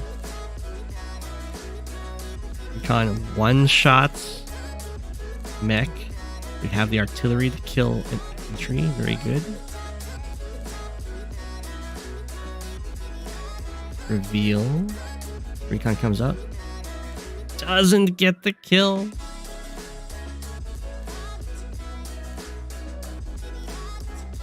I'm not sure why this recon wasn't used for this. I guess it wants to go for this infantry. That makes sense. Ooh. That is a little weird to me. I guess it makes sense. I was thinking it was going to be this Neo Tank plus this tank to kill this Neo Tank.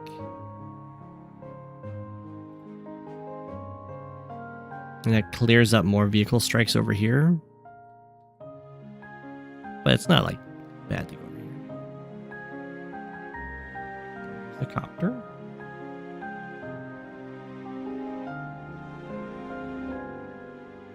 Yeah. 1, 2, 3, 4, 5, 6, 7, 8. See, the thing I don't like about that is the this tank could have gone on here to hit this tank, but that does require that this transport copter dies, which I don't think it can die because this guy didn't die, and the copter was, or the anti-air was used to kill this copter instead of the transport copter. That's okay.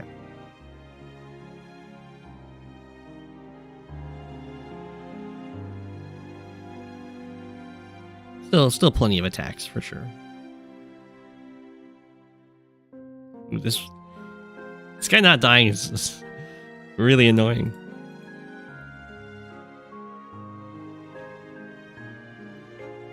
One, two, three, 1, 2, 3, 4, 5. I guess that guy doesn't actually reach even with the victory march.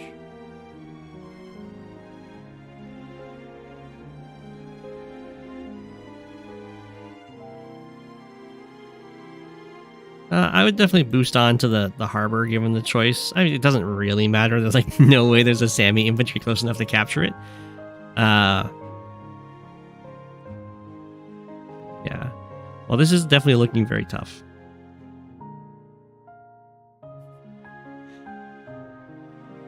I'm sorry, Starflash. People need to submit more of your wins.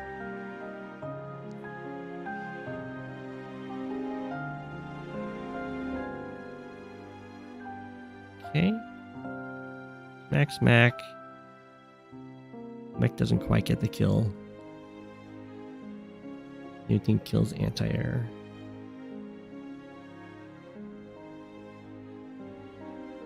Starflash resigns. That's a fair resign. There was some good stuff that Starflash did here. Actually managed to hold these properties for a really long amount of time.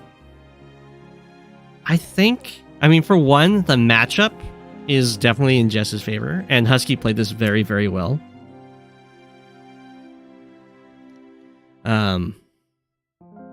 I just really think that early mech buy cost Starflash so much because it meant that the transport copter got delayed.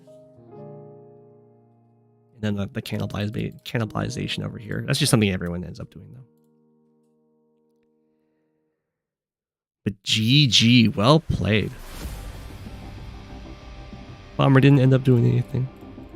The battleship, I think, was kind of okay. It's definitely a very forward port to build it. The problem, of course, is that the bomber is going to come for it, and then that's going to be hard to deal with.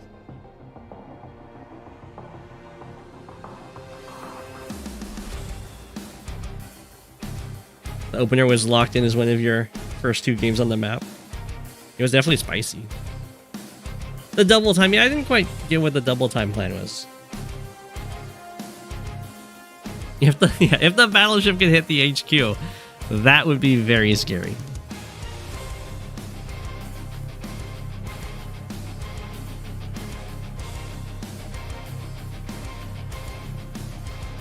Okay. Next we've got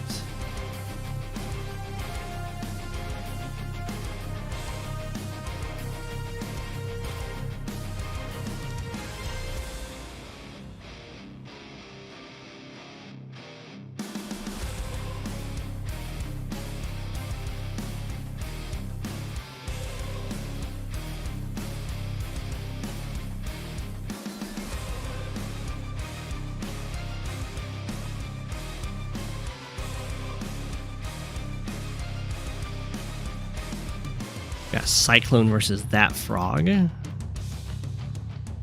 Jugger versus Flak.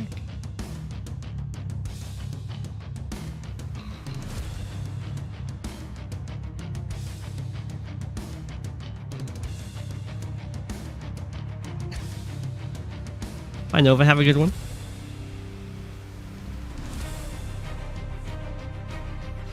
Barely fits.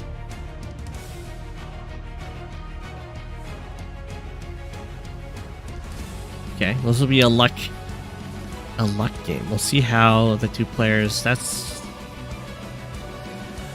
Well, I would definitely recommend going for the neutral base, especially when it's like its own properties is going to go for. It's going to cost you a lot of money and unit count to delay it.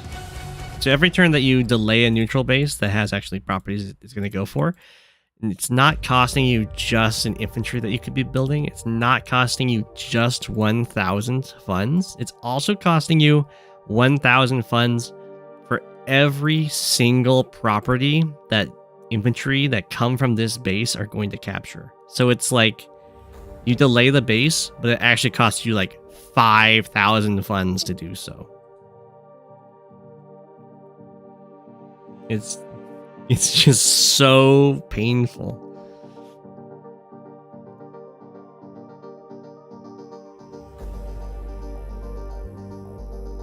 Okay, we have a tank coming out from Cyclone.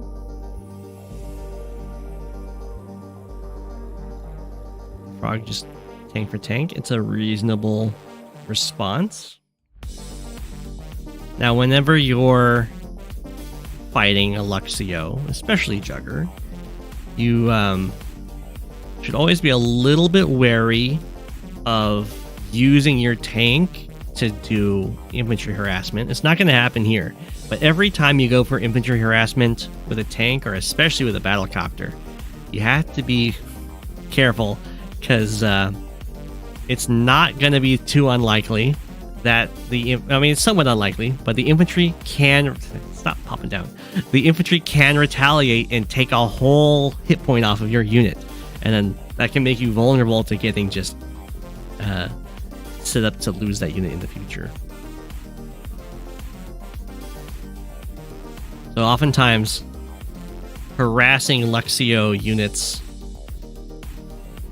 can be like negative value. Like if your copter comes up and hits an infantry down to 5, and then you lose a whole hit point for that, you army value wise, you're at net negative 400.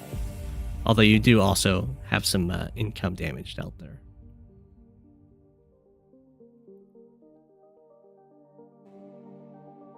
Okay, so that's definitely a lucky swing for that frog.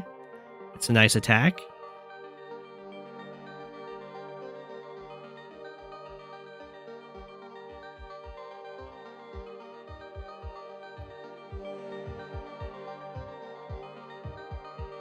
Definitely.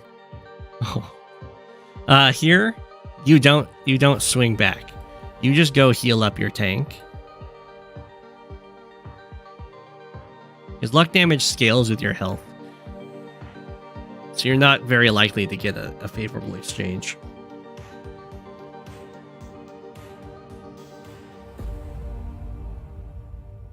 In the 1 versus 14 game, your 4 Jugger infantry did 3 damage to my Mega. Oh, very nice.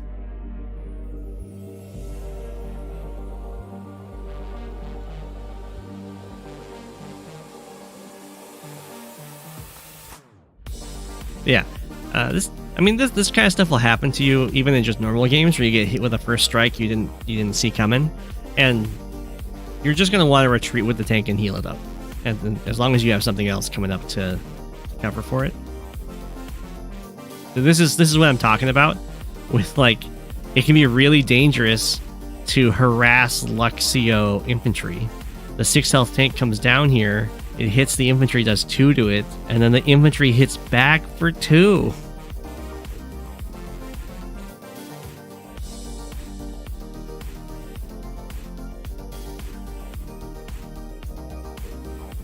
And it's like, is that worth it?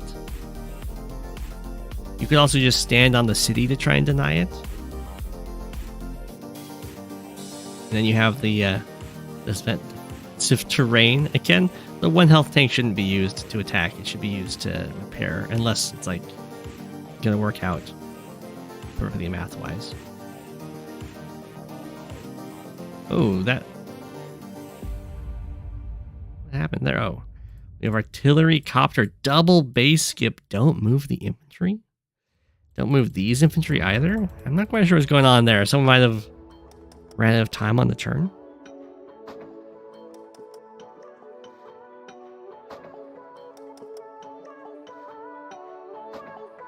Oh, I see. Yeah. Yeah, it just shows you the movement.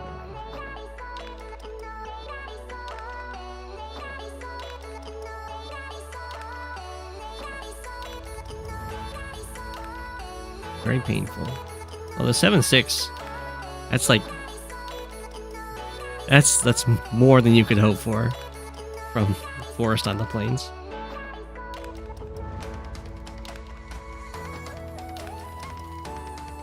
So that frog doing a pretty good job getting the money set up. We do have the artillery looking good. We have nice walling in for this artillery. Go up here. This is what I was saying, like, I wouldn't say this is necessarily a great attack. Well, I mean, against other COs, it's definitely a lot safer, but if you run up, you hit the infantry, and then it hits you, and then value-wise, you go negative, and then they even get to start repairing.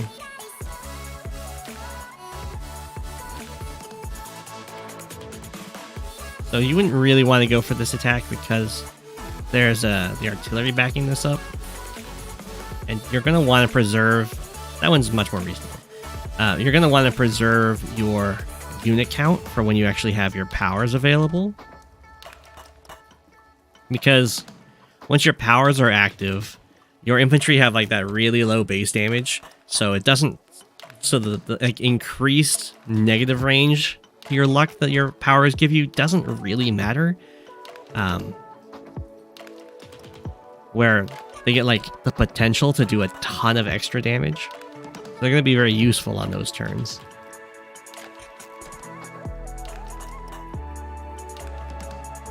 And the unit count matters a lot for Luxios. Just for having more and more possibilities to get their rolls. Because like in an isolated event, it's not a huge deal. Or like the luck is going to be very unreliable. But when you have like 10 or 15 opportunities to get rolls, then the consistency goes up by quite a bit. I'm sensing a theme about units just being sent forward to die.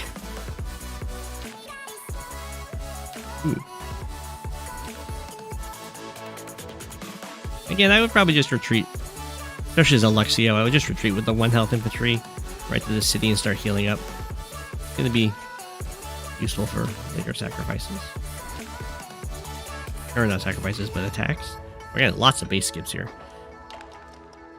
Okay, so we have the first power being used. Now, ThatFrog would really like to break through this and have some infantry hit this battlecopter that has no defense. I have played versus Inkagark, although it was quite a while ago. Oof. Oof. Just Jugger being Jugger. The copter buy is very good too. You can get kind of free rolls as long as it's out of range of like anti-airs and infantry with powers active.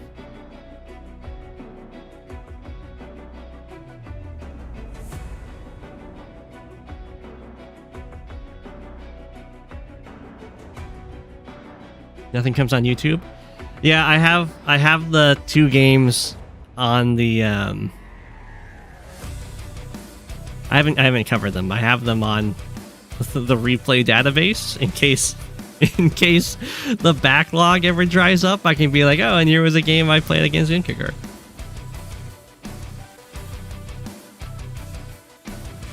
I could maybe make them an incentive if people want to see them. They're Sami games. I have only ever played Sami mirrors in Fog.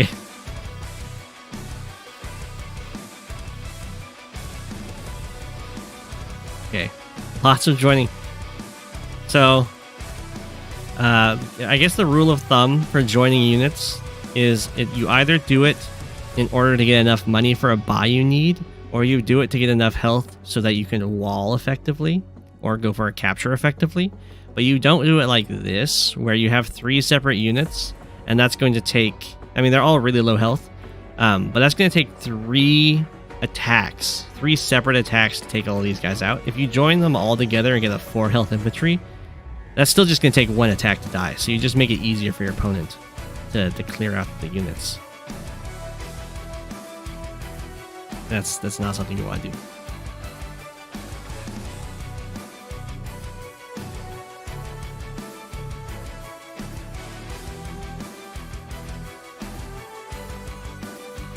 That wasn't a super fortunate Flak power for sure.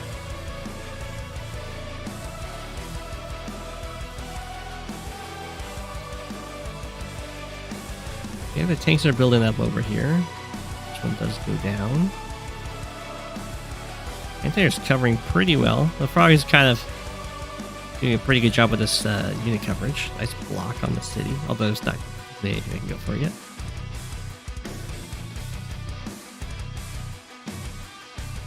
We're falling back up here. We have some infantry diving in. Oh, there's a 5 health. Okay. Frog having some aggression down here. The artillery has plenty of options. This tank can get involved, but that's very nicely set up for the Frog that there isn't a way to actually reach and hit this artillery.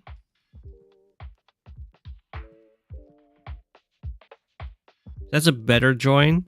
It's not going to be great because there's lots of stuff that can clear it off, but that's a better case of a join because you're kind of making your wall sturdier. Went from a unit that would die in one hit from an infantry to a unit that doesn't die in one hit from an infantry.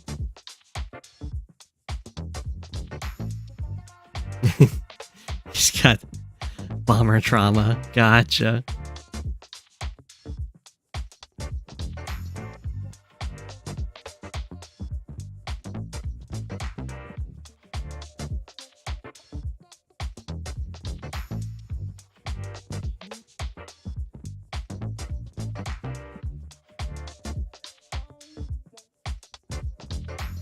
Breaking on through here. Sadly, the artillery goes down. There is a medium tank that can 1, 2, 3, 4. I can't get into the forest.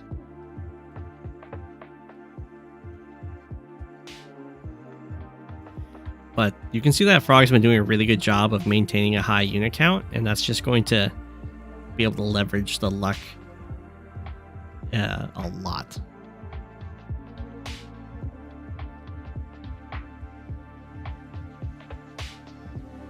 It goes forward. The artillery is not covering this, so it's pretty safe. Ooh, we have the overclock. So this is a potential for that frog to make some pretty disastrous plays. When you're dealing with these kind of big boy units like a medium tank, you really want the initial hit to come from something else that's beefy, like another medium tank or like an artillery shot. Because if you go for like just sending infantry or like tanks to kill the medium tank, going like, well, maybe I'll get a roll and I'll get a really valuable trade, you're also opening yourself up to just dying like horribly, like sending 7 units forward and they all get bad rolls and they all just die. So what you would much prefer is to hit it with something big, which then knocks it down to like 4 health, maybe 5 health, and then you can send your weaker units forward. And then even if they get 4 rolls, they aren't getting absolutely obliterated, and it just gives you a much better return on investment. So here, as like this power will be fine. I don't think that frog needed to use the power, but it'll be fine as long as the medium tank is ignored. It's so far looking like how it's going, which is very good. Yeah, don't hit it. Very good. Because, I mean, I've seen it quite a few times. They're like, oh, my infantry could hit the medium tank and maybe I'm going to do a lot of damage. And there's definitely a chance that you could, like, knock it down to 5 with an infantry or something like that. But more than likely you won't. You'll probably do like 1 damage and then lose an entire unit. Or even worse, do 0 damage and lose an entire unit. So this was very good use. I don't think that the power actually needed to be used here, but that's okay. It's still a very good choice. From that frog.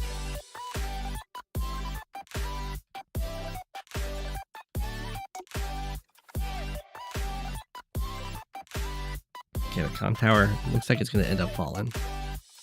You did trap your tank, yeah.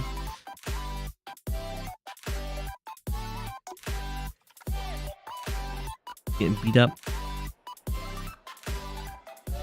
And here you can start seeing just unit count being king.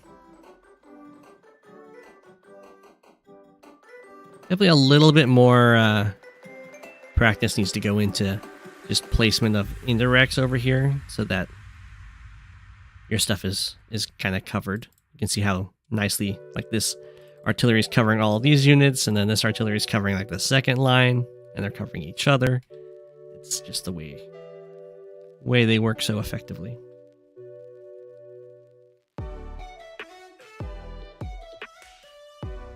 Okay. Do manage to save the comm tower, but at what cost? as we have the double artillery strike coming in here. Oh no! Okay, we have the a super into resign. I was like, you don't usually want a super when you have nothing to move. GG.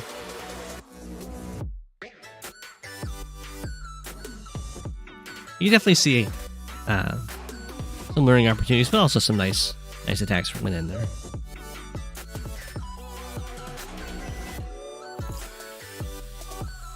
Okay. Got one more new submitter, and then I will be back to working on the backlog.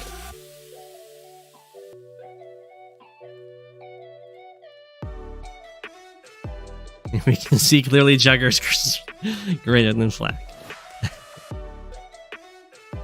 Kept forgetting your CO powers. Oh no.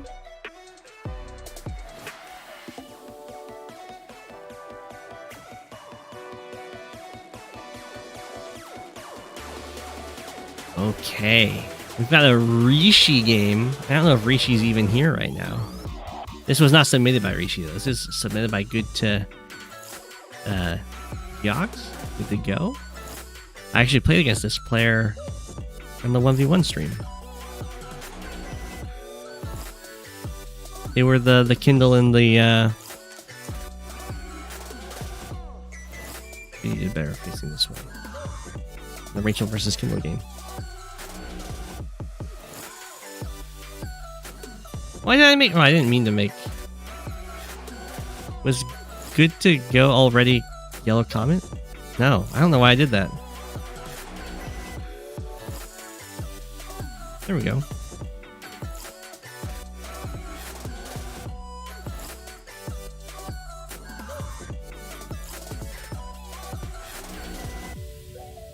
to the right. Face to the left. Looking good. I'll quickly send a message letting Rishi know I'm covering his game. Oops.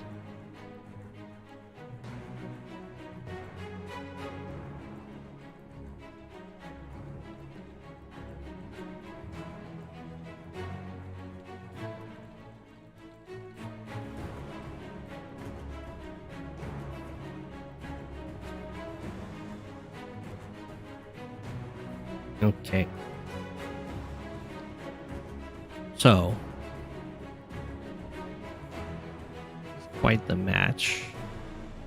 We've got Von Bolt versus Hawke, which is very classic to see in Tier 1.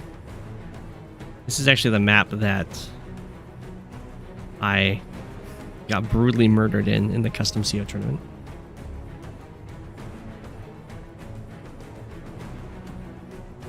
And there's definitely some central pressure that can go on here, so it does make sense to go forward for these properties really early. And then there's also kind of like a front that can establish around these properties from my very brief experience.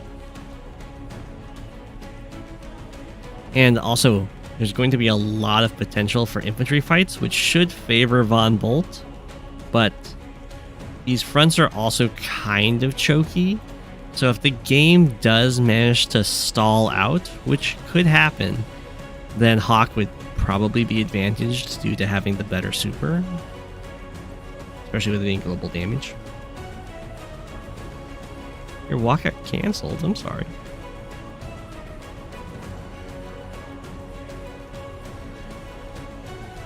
Okay, so this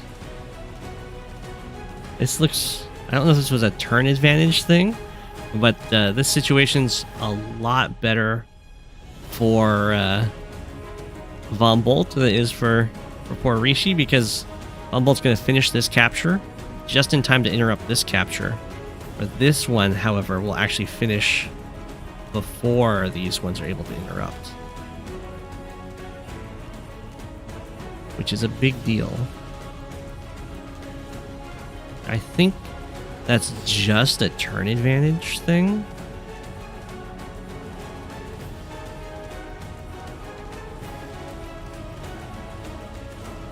Could be wrong though. Good to go is also... I don't know if that's how you say it. I don't know why I'm saying it. Good here is also getting this property at the time that can't be interrupted. Well, this one is going to be interruptible. So definitely a stronger opening for Von Bolt. Like a lot stronger, like a 2K income lead, potentially. It's definitely a slower harbor, but that's a back capture, so it's very safe to go slower with those.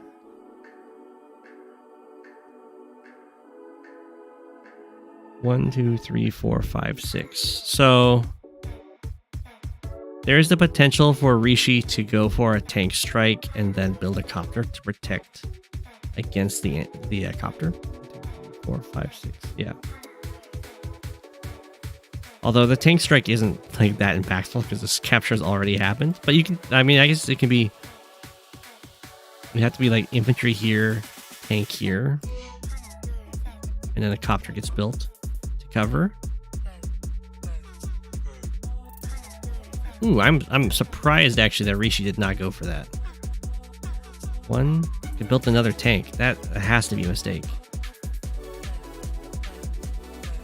Strike here, infantry here, take out this infantry, bring another infantry. Copter built 1, 2, 3, 4, 5, 6. So that covers both the infantry and the tank against this copter. And then suddenly there's a lot of pressure put on Von Bolt to try and save this city. I think that has to be the play. The tank buy instead.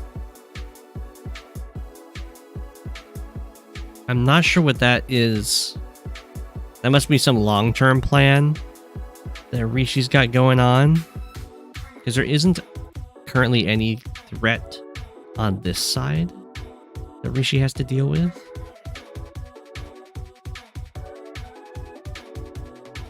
What?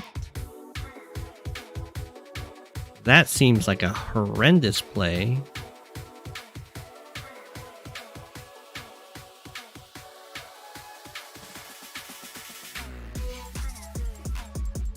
Because I'm pretty... I mean, I could be wrong. I think 5 health tank and infantry kills infantry. Although it's a Von Bolt infantry, so it might survive.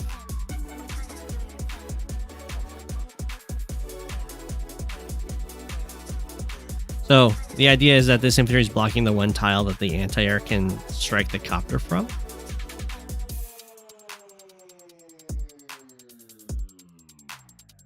I mean, it is a Von Bolt infantry. It probably lives, right?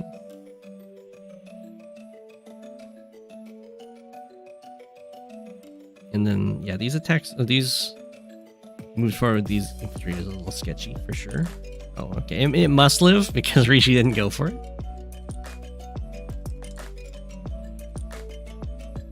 Because that would have been another case of then you just build a copter to cover your tank.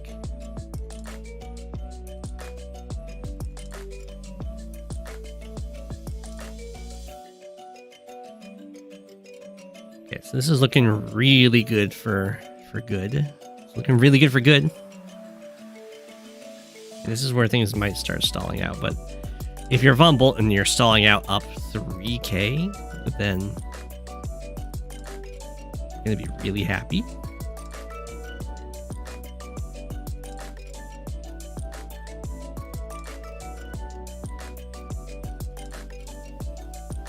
The anti-air is trying to follow the copter. I'm not quite... Ooh, nice. Very, very nice surround. 1, 2, 3, 4, 5, 6.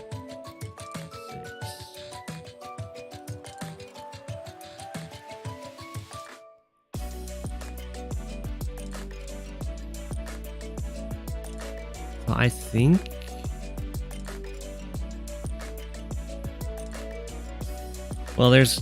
there's the potential. Where does this reach? That matters. Yeah. It can reach here. Okay, that's a big deal. 1, 2, 3. Because this guy's at 5, it's not. If this guy was not at 5, if it was at full health, then Good can use copter plus. Or I guess it wouldn't be possible. Never mind. This copter can't hit from this side. I don't think it's possible to save this copter, or at least it's not possible to save this copter without sacrificing another copter.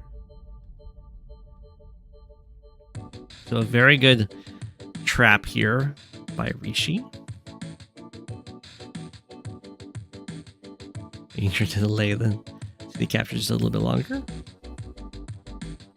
This has been quite the income lead for a while here.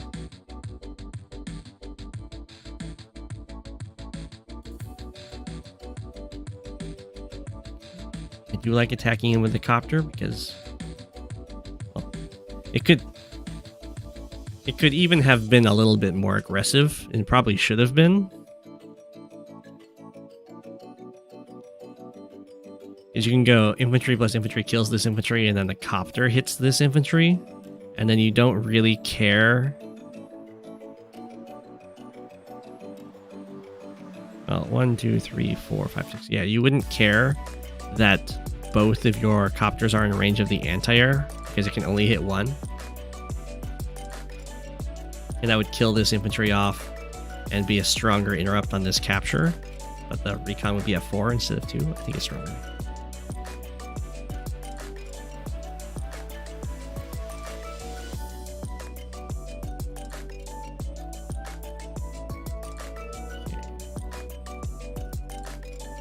It would also mean that the infantry aren't quite as exposed. So nice takedowns by Rishi. He also gets to kill this copter, which is really nice.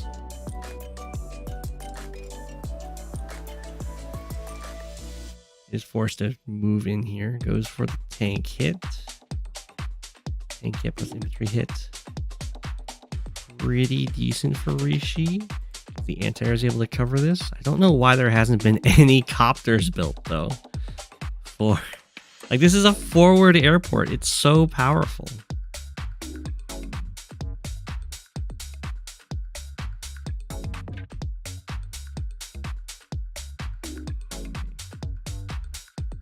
So the opening for Von Bolt was definitely a lot stronger, but tactically, I think Rishi is doing a better job.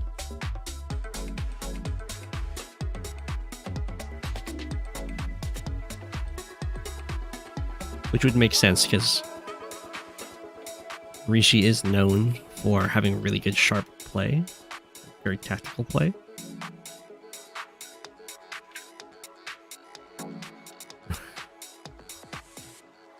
What? I don't know why these just stood here. They should probably retreat backwards towards the vehicles.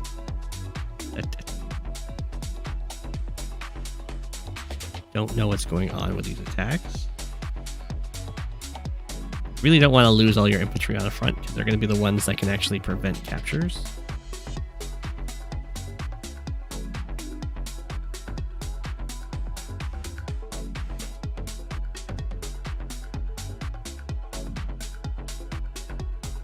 I feel like Von Bolt might be just entering into a yeet stage of life. Now, income leads are really nice.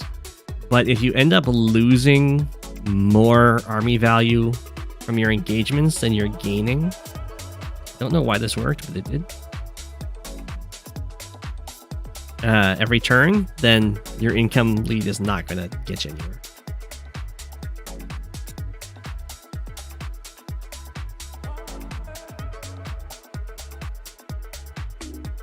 What is going on?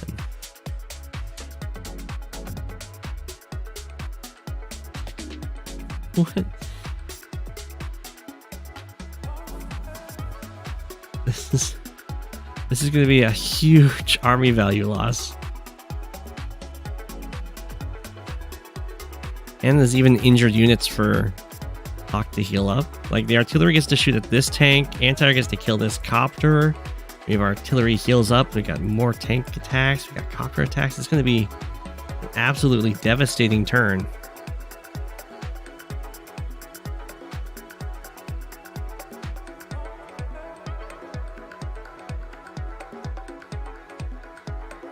Takes out that tank. Takes out that tank.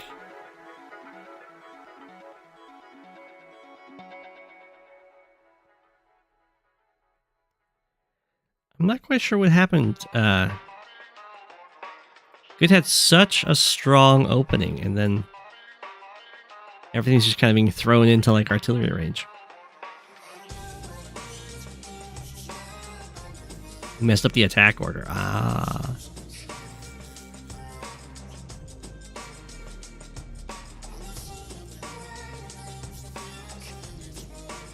I mean, luckily, there's still an income lead, so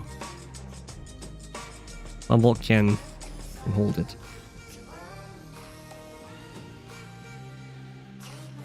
And the income lead's being maintained.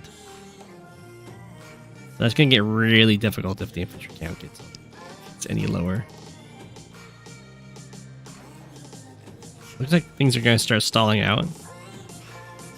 I can definitely understand why Rishi would want to stall out, because so far Vumbolt's just kind of slammed into the indirects.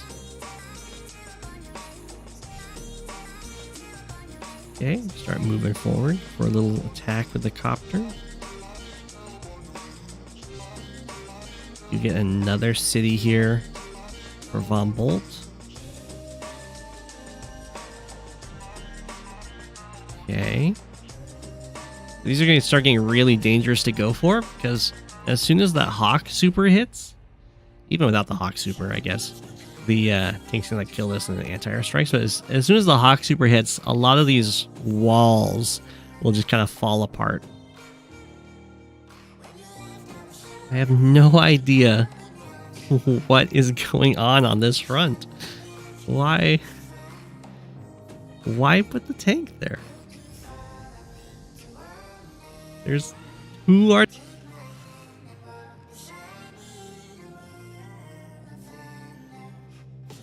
Okay, well, Rishi's gonna have a really strong turn here.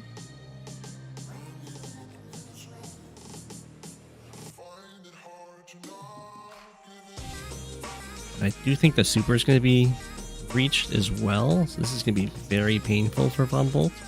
We're on day 17. I don't think there's a tournament.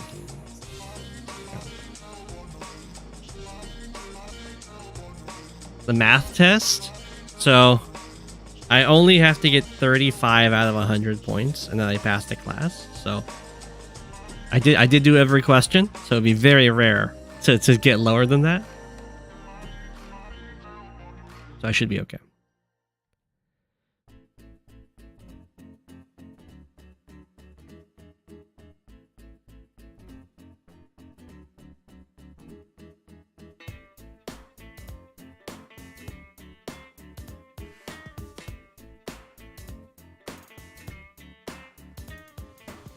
Okay.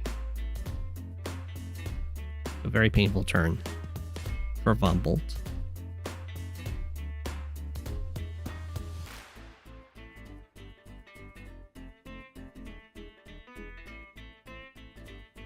Well, I need... Yeah. You need 70% to pass the class, but I only need 35% on the test in order to get to 70%.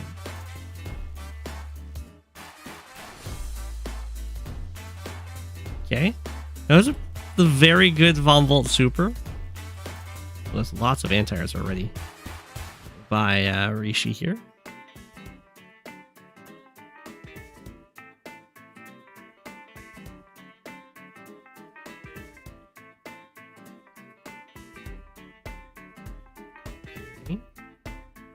You like the artillery setup, and Rishi's own units are kind of being a nice protective barrier for Vumbolt.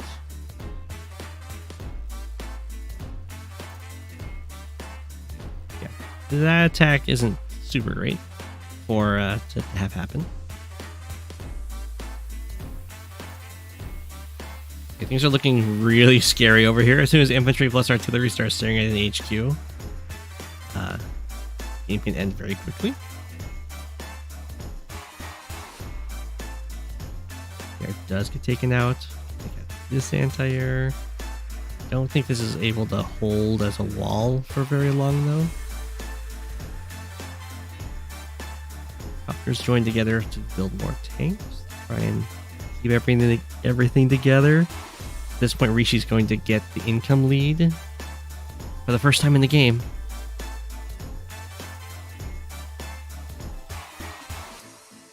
Yeah, things are looking mighty dire.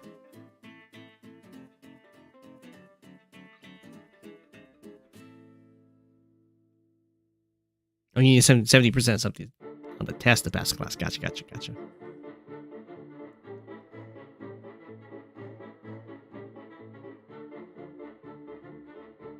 1, 2, 3, 4, 5. I can't make it.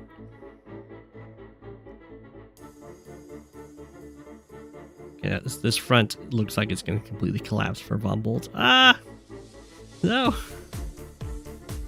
Oh, this is going to be a GG pipe runner. So, really, really strong opening for Von Bolt. Like, pretty much a game-winning opening. Just had to have a lot more patience with the engagements.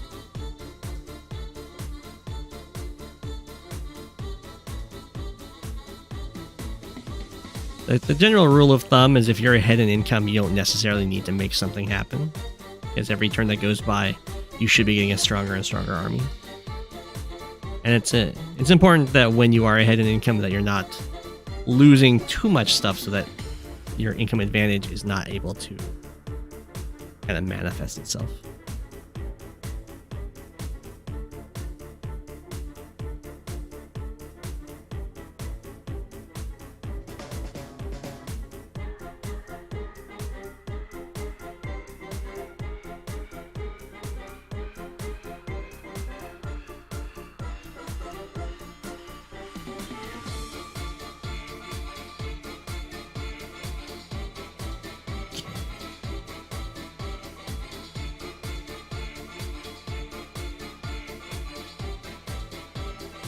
I think this will probably be just a single game until I have to go class.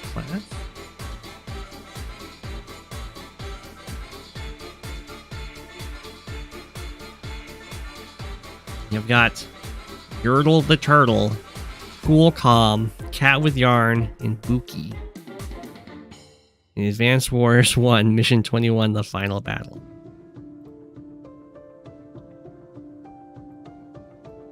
Ooh, except it's fog.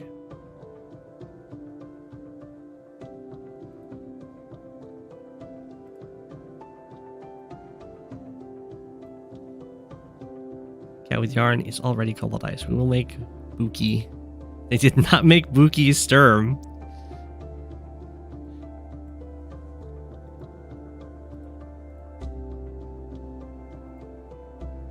But I think that's okay. I think Andy is probably a more menacing threat on this map than Sturm would be. Because when you start with a bunch of very expensive units, Andy can just like maintain that army so well.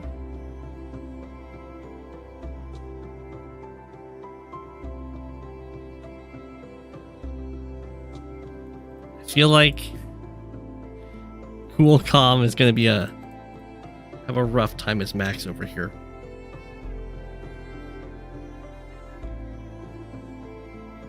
It's a lot of clone Andys. Okay, we'll have that left and everyone else left. I'm going to change Coolcalm to a different color. Brown Desert. Maybe not, because it's probably too close to yellow. In red. Black. You know, we'll go black hole, sure.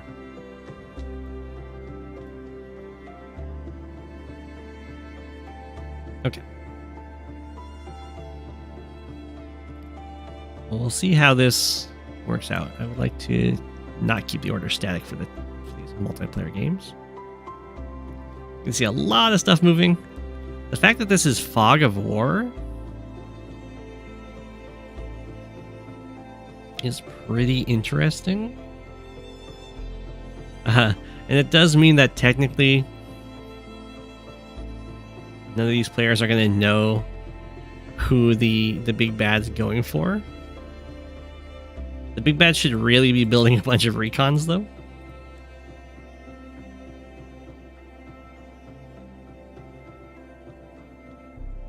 Okay, trying to hold the line over here. It's very dangerous. Okay, so these big bad units are just barely out of vision range, but they themselves do not see the opposing units. So there could be some very embarrassing blunders here.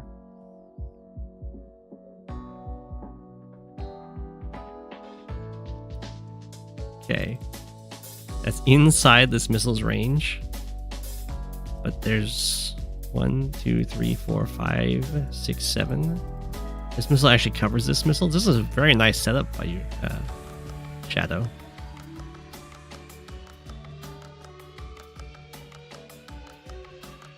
So this is just going to be a dead fighter.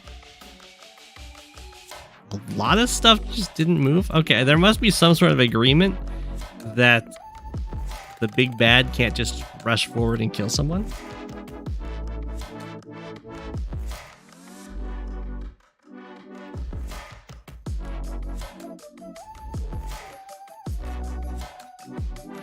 But I think with a player in control of that starting army,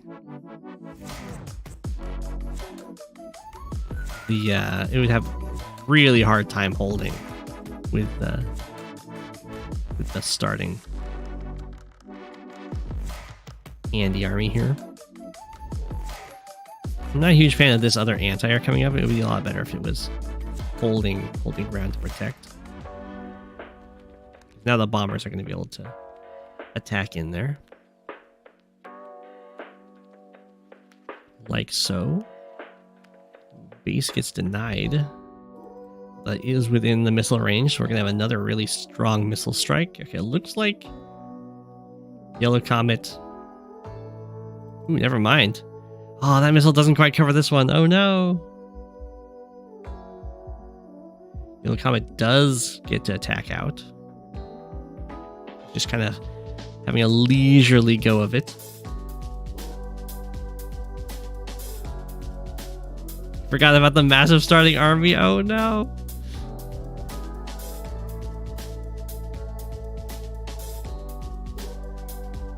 Okay, get everything together. This is covering the medium tank. This medium tank has moved forward.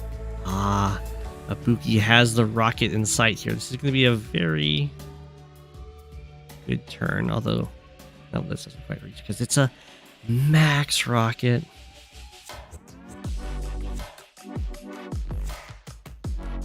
CatWithYarn is in a bit of bother over here. Anti-airs are definitely a good buy. Do we have the Andy super happen? Looks like it.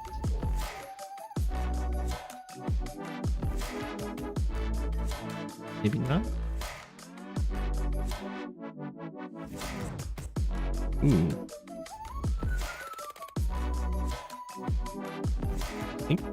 Well, actually, I guess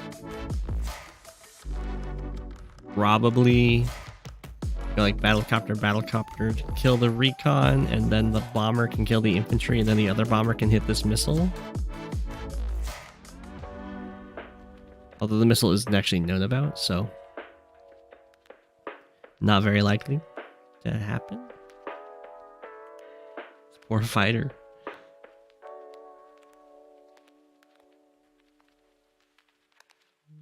Up. Now the missile's known about. It's got its choice of many the expensive plane.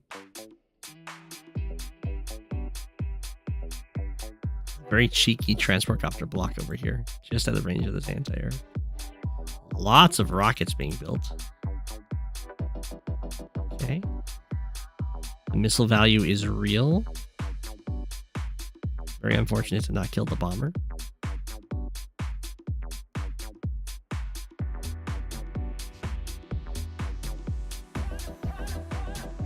Although I don't, there's no, no, that was at 9 health, right?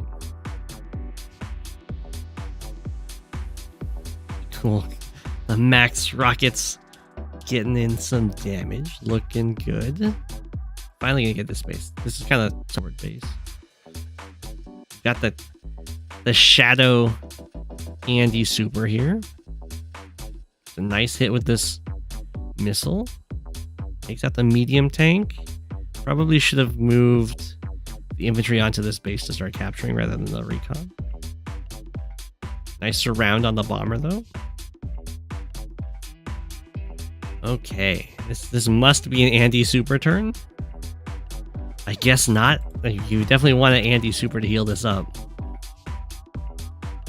I think it was just a little bit of a mistiming there.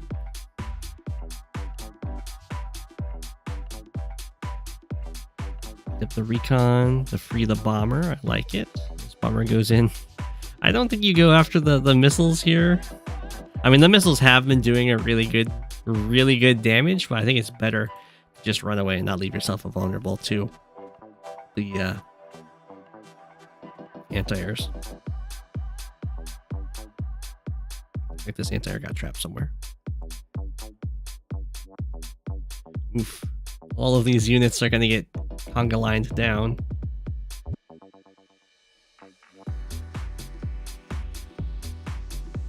I'm not sure what's going on with these fighters. That's okay.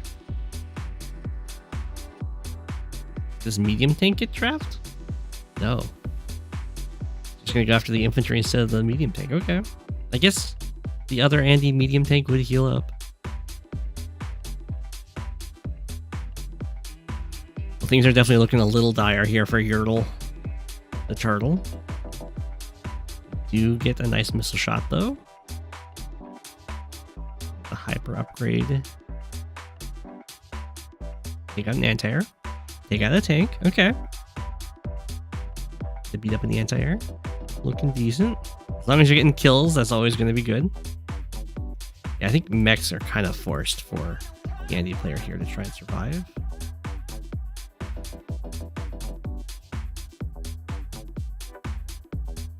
This is going to be really difficult for Coolcalm to break through. It's just this massive choke point. Wow. This is a very lucky bomber. I would have probably... Well... No, you're right. Should kill it off, otherwise it just gets healed up. Don't know why this base and this airport aren't being captured.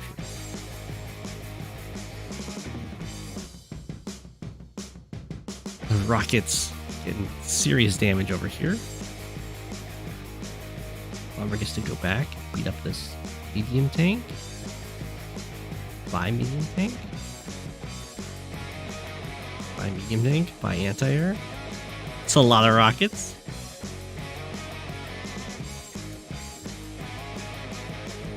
It's a lot of rockets. I never thought of Andy as an especially good rocket CO, but that's okay. This is definitely a very good terrain for rockets. And I guess they don't really die in one hit from just copters. So many... These missiles are getting so much value. Nice mech strikes. Anti-air. They hit that medium tank, which is sadly going to heal up.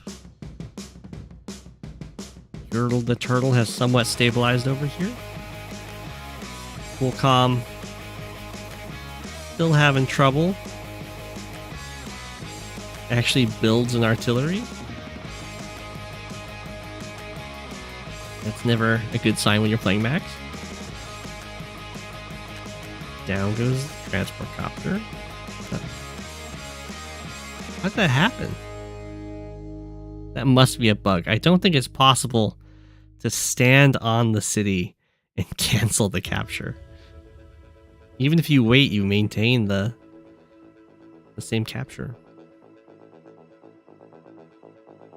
Okay, it must have waited rather than, yeah, capturing. That is a very bad thing. If Bukie is able to get that base, then things will go really bad really fast, because that's a very forward base capture, or the blocking.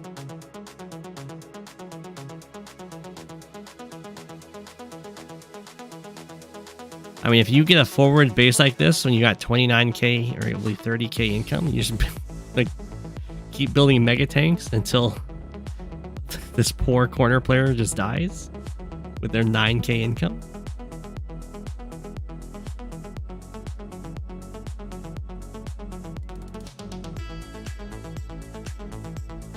Okay. I'm surprised that Bukie didn't heal up the medium tank to kill this medium tank. Saving, just trying to save the super in case, like, I guess something hits this, which it can't. No, it can. You can go anti-air plus anti-air to kill the fighter, and then anti-air kills this copter, and then we actually have recon plus a medium tank to kill this infantry.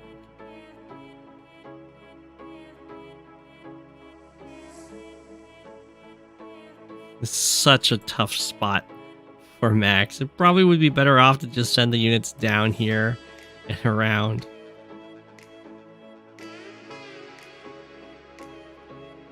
Okay, we do interrupt here. Now this is where having the super saved is going to be very scary. You even need to use this guy. Okay, so this is going to get stopped. That's very good. That would have been pretty much a game over if that base had been captured. The medium tank just hides in the woods.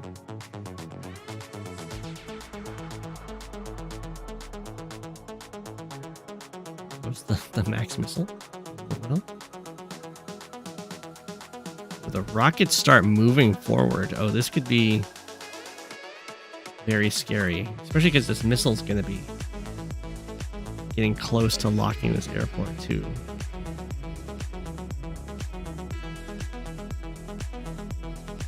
A little weird to use the hyper upgrade now, but that's okay. I thought the hyper upgrade was being used so that the missile could then move to this tile, but decided to just stay there. Wow, the fighter lived the missile shot?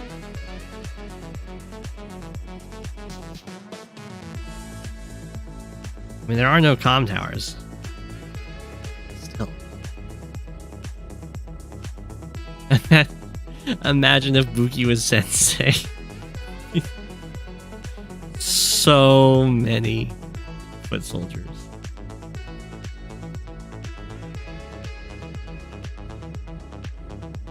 There's definitely a vision problem that's just occurred over here, although the transport copter can just drop off an infantry to reveal everything. And the rockets will get back to shelling. And there gets beat up.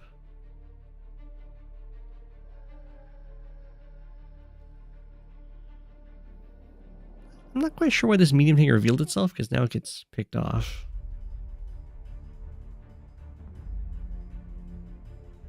There's the recon. Rockets start firing on all of YertleTheTertle's stuff. We're going to need some APCs to maintain this rocket count. That seems like a little bit of a mistake, I think. I could be wrong. Well, I mean, you can at least move this over and then I guess there isn't actually a vision for it to kill this medium tank. That might be what's going on there.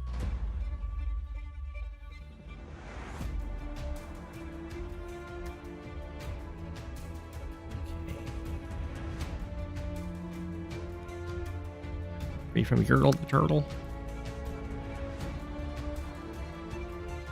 And the 2 ammo on that medium tank lives a good medium tank life. City denied. Ooh, a nice hit on the rocket. Well, this is where the Andy rockets are gonna get value. They got hit, but they didn't die, so they will get healed up.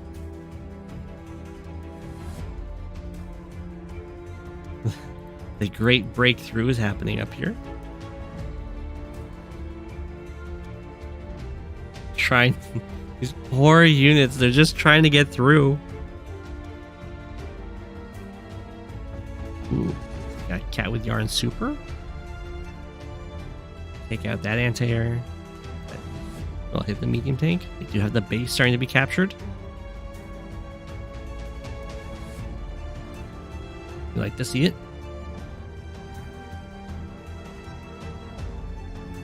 Not sure what's going on with that copter. Got lots of rocket shots. Lots of rocket shots. Get the tank. Rocket retreats. Missile moves over. Tank goes forward. I'm not sure why this tank was spared.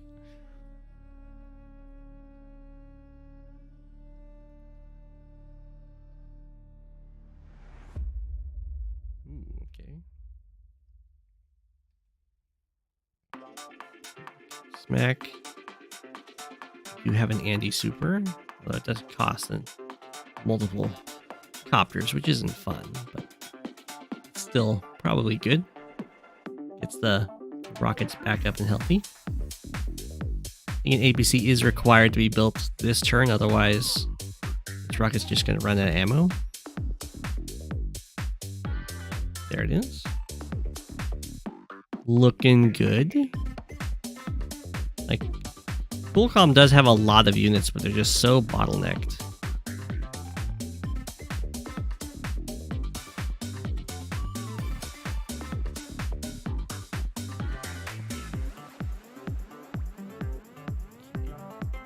Oh, the mech managed to get all the way through and it hit the rocket.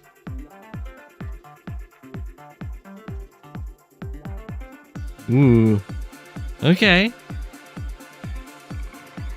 Starting to be actual threats coming in over here.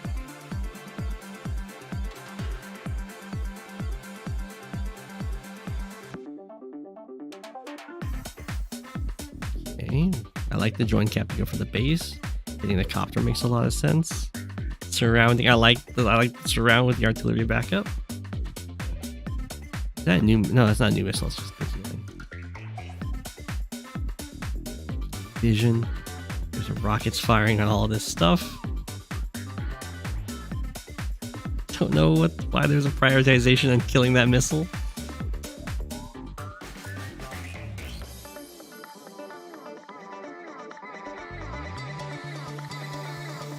Ooh, this is not known about.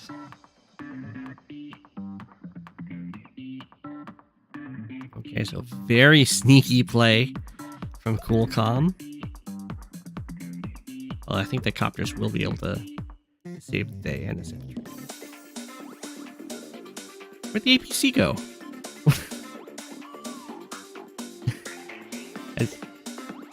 The APC did not go and refill the ammo on this rocket. Hey, YertleTheTertle holding the line so far. Copter first strike. Rockets getting beat up by infantry. More infantry getting dropped off. Although moving over here is going to start being very dangerous. Okay. Didn't go for any of these captures. Was just going for some infantry strikes. Going cap that again. Oh, the rocket's in range. Okay, but... oh no, there's no way to put something to block this infantry from striking. So it's going to be rocket plus infantry strike. To stop the base, at least for a little bit longer. The medium tank gets out. Strike till the anti-air. You have the copter strike over here. And yeah, lots of rocket firing. There we go, yeah. Let's get that guy some more ammo.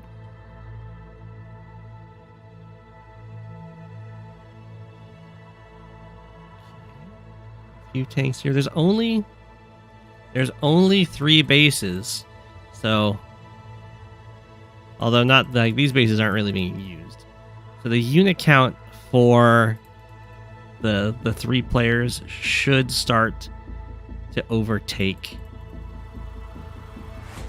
the 1 player.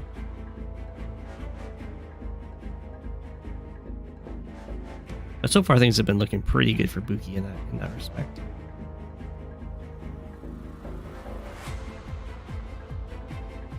Coolcalm has a lot of stuff though.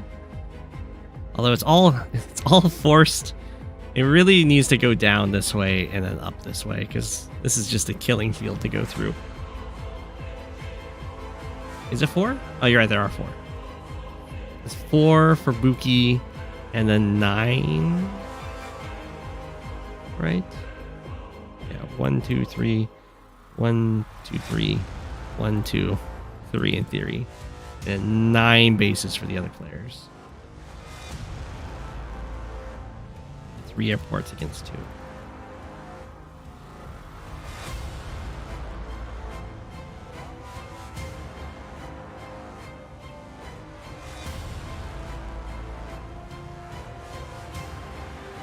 Another rocket shot. This base has been denied for a very long time. Boom, boom. If the indirects get enough value, for sure, then we'll hold up. A missile in these woods would probably be pretty valuable.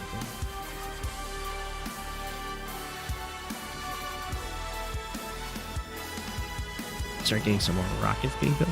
Okay. This one's out of ammo too, but the APC should be able to reach it on the following turn. And it'll also get healed back up to 8, which is nice.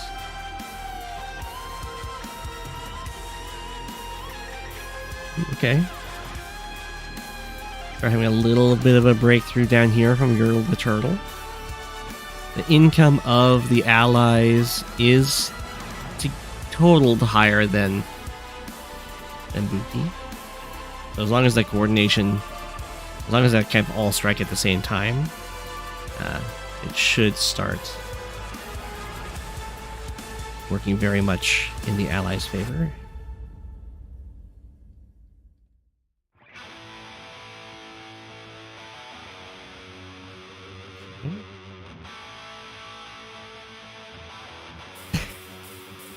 Copter plus rocket shot is again gonna delay this.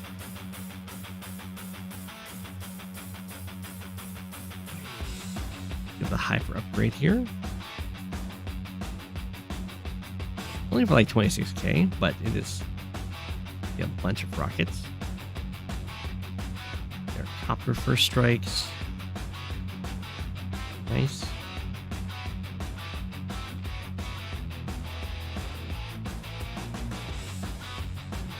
Back for a little bit more. Okay. Yeah. I think this missile hasn't done anything. It should just go back and hold this line. These poor tanks to get placed here have been kind of eaten up, but I guess as long as units get placed into the rocket's range as well, it's not end of the world. Or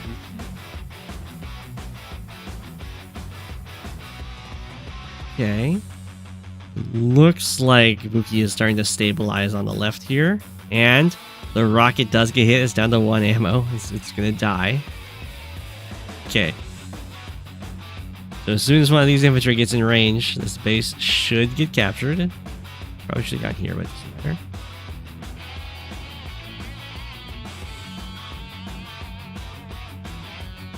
The missile did get to fire. Lots of rocket shots. I'm somewhat surprised this guy didn't move to get into this forest to be in range to deny this base.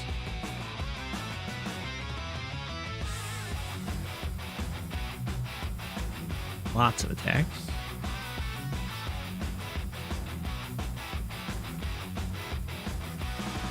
Rockets. Triple tank buy. Okay. Another transport copter. So bukie's starting to get penned in a little bit.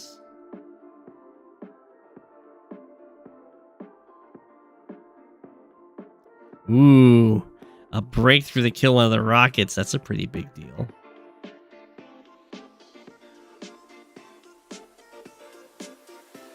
That's really good.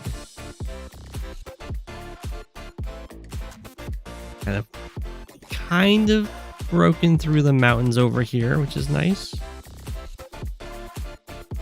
And now I don't think it's going to be possible to stop this base from getting captured. Or I guess there's copter strike, medium tank strike. But that'll only delay one turn.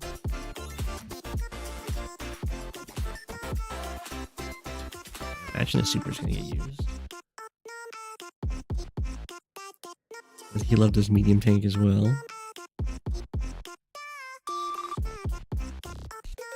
Firing, killing off some medium tanks.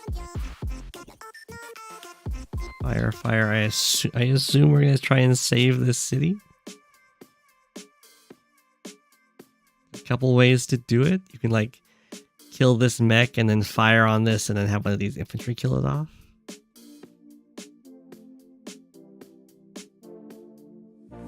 Or you can just use both rockets. I guess the rockets could have actually killed this and then the infantry get a strike, but that's what I would have preferred because this mech is really scary. You can just step forward and hit this rocket if this gets revealed.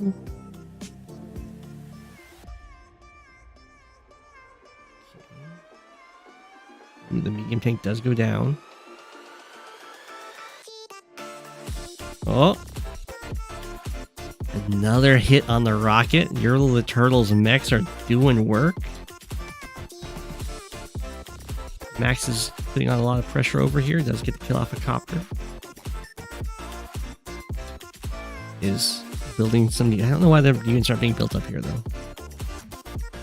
We do have the CatWithYarn. Going for the super. Try and get this base. Okay. I think at this point, the base will get captured. We have a Neo tank coming forward, too. You make Flak against Sonya. Still the lowest income.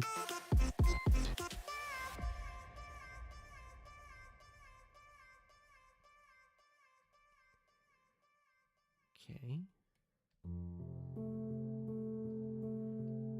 The rocket's still getting a lot of value, which is what Bukie definitely needs.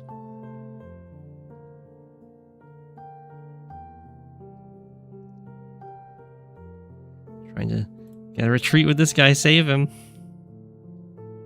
Oh no, it's got nowhere to go. It's not a 1 health rocket, it's a 6.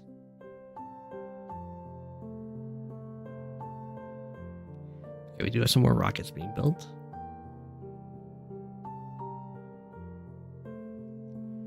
Rocket does go down. Things are getting a... Oh, I see they're hiding out in these woods pretty effectively. Okay. Like things are getting kind of scary, getting really close to this rocket range. I think this guy's probably going to die on Bukie's turn. Okay, Shadow does have this captured now.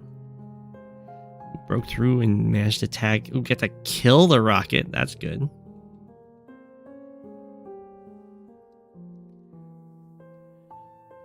Okay, this did get revealed.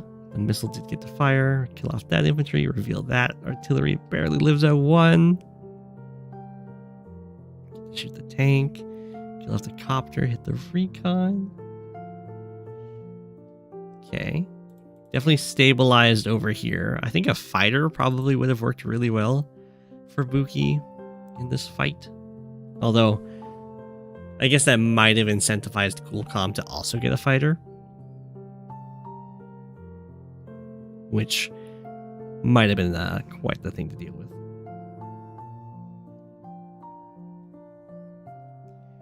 Ooh. Missile gets another shot. The missiles have been getting a lot of value. But of course, missiles are a lot better when it's not 1v1 and it's very choky.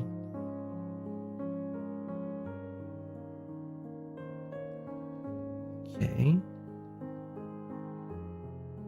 Starting to move forward again. We have another missile. Bam. Goes a unit. Bam goes a unit. The rockets all fire. Got to shoot the Neo tank. Probably shouldn't have. It just gives a lot of charge and it'll probably heal up.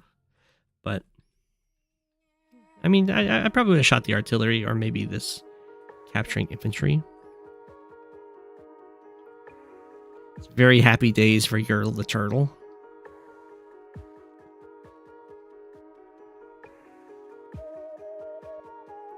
Is there a day limit? If there isn't a day limit, I don't think it's going to be possible for Bukie to win. Pushing out is just going to be just unmanageable against so many units. If there's a day limit, then it's possible for Bukie to win just by kind of stalling it out long enough.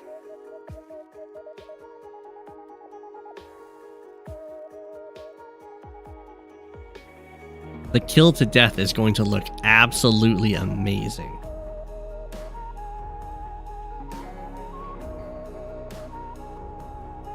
You have our heal. Oh, a rocket does go down. Very painful.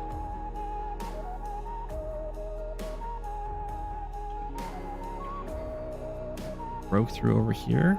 We have a hit on another rocket. Isn't able to kill these copters. Don't hit rockets as hard as they hit tank, as hard as tanks hit them.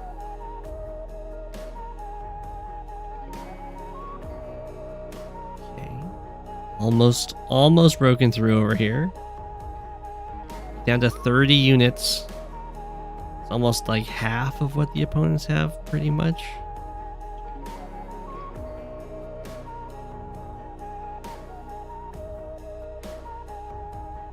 Fire, fire, fire, fire, fire, fire, fire.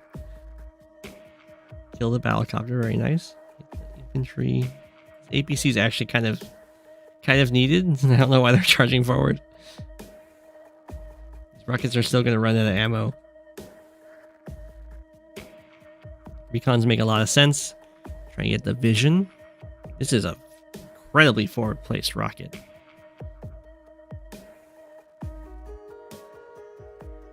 Down it goes. The triple capture at the same time. Ooh, and everyone attacks it. If everyone's attacking at the same time, it's going to be mighty difficult to hold anything off. You should probably start storming forward. CatWithYarn saving up a bunch of money.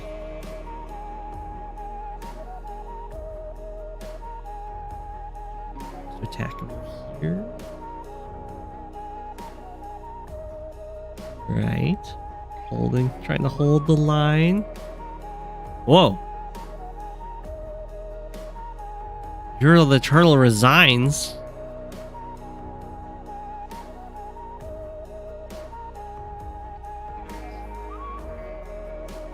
That's huge for Bukie. YertleTheTertle was the one breaking through.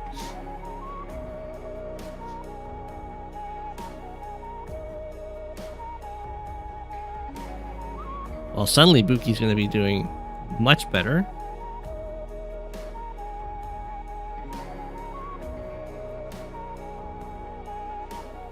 Now there's a third, well, more than a third, because YertleTheTertle was the main source of targets for the rockets. Heal up.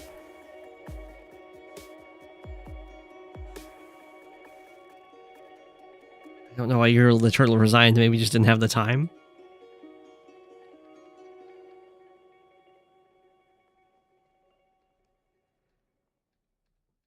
We have a transport copter. We have another neotank. I gotcha.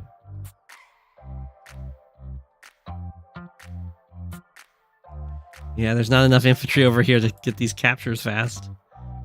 Well, it's going to be if Bukie can get any of these production facilities, it's going to be a huge deal. Definitely like hopping into this APC would make a lot of sense. Yeah. Oof, the neotank dies. We go, there's the fighter.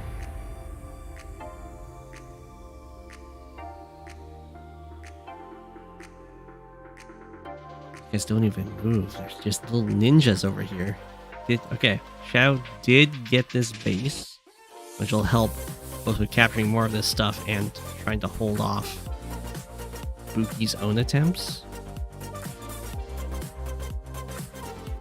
But there's also a lot of rockets that can kind of move into range.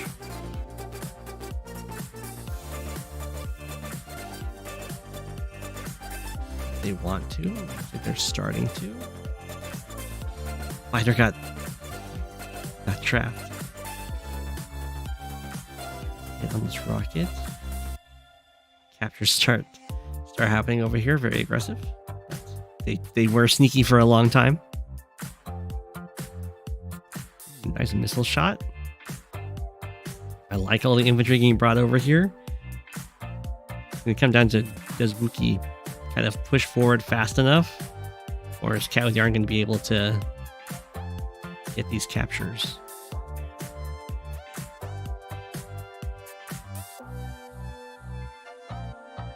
Looks like, I mean, it's a really slow push forward here. Oh, Coolcalm down to 9 units. Shadow's getting these captures. Kill off that infantry. Trying to hold the line. Uh-oh. They're starting to get close to having the rockets on everything. Fighter kills off this copter. Oh. Starting to move forward at the big heel. Lots of anti-airs, bunch of infantry. These bases are going to get captured, but Shadow's still going to have a really low income to base ratio, so it's going to be difficult. Whoa! Oh, I see.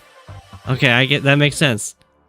CatWithYarn does not complete the capture in order to give this to Coolcalm. And then they can both invest on this front. Didn't finish capturing the airport, though. That seems a little bit suspicious.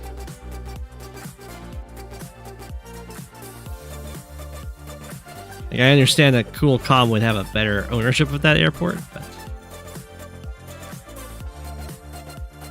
I don't think that's going to be possible. We have a rocket in range of the base now. Very scary. A nice missile shot. We start getting picked off. Okay, we have the conga line again. It's just forced on this poor Max player. Again, going down this way is going to be probably a better route. The base does go down. For now, at least. Copters, lots of rockets moving forward. We have the max blast. Oh, there we go. Now we're starting to move these units over here. This is going to be able to eat through all of these infantry. Pop, pop. Then the transport copter can actually reveal this. And you can have 2 more attacks. But getting this rocket, the forward rocket's pretty nice.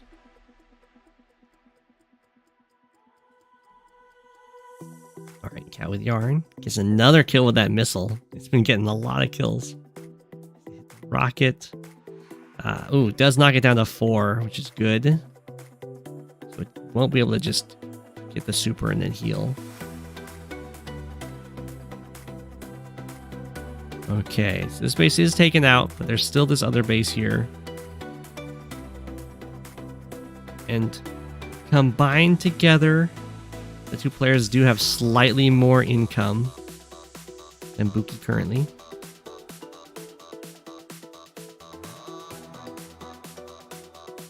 They might be able to hold. Probably would have been best to kill off this anti-air with the rockets and then use the copters to deal with the tanks. The power cost for Bukie is astronomical.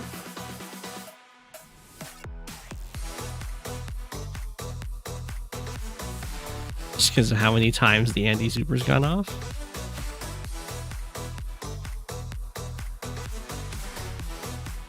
Ooh, that's quite the medium tank.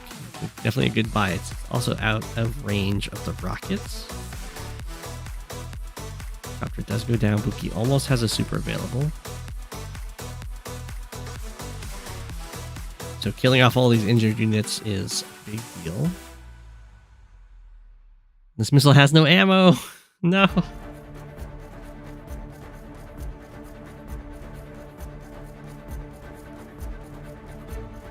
Okay.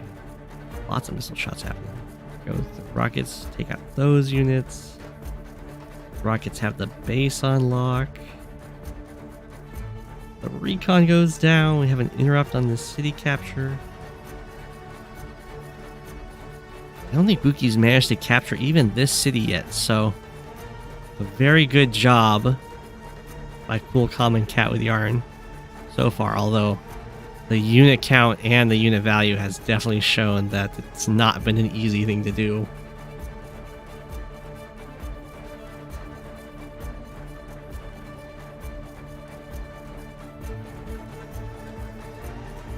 Definitely, this has been working out a lot better. Neo tank gets built. So I understand the want to build a Neo tank to try and secure this base, but it's inside the rocket range. It's gonna be very painful. Yeah. Rest in peace, Neo tank. Rest of the rockets. Oh, some of them are moving over here. Starting to scoot forward. This is looking very dire.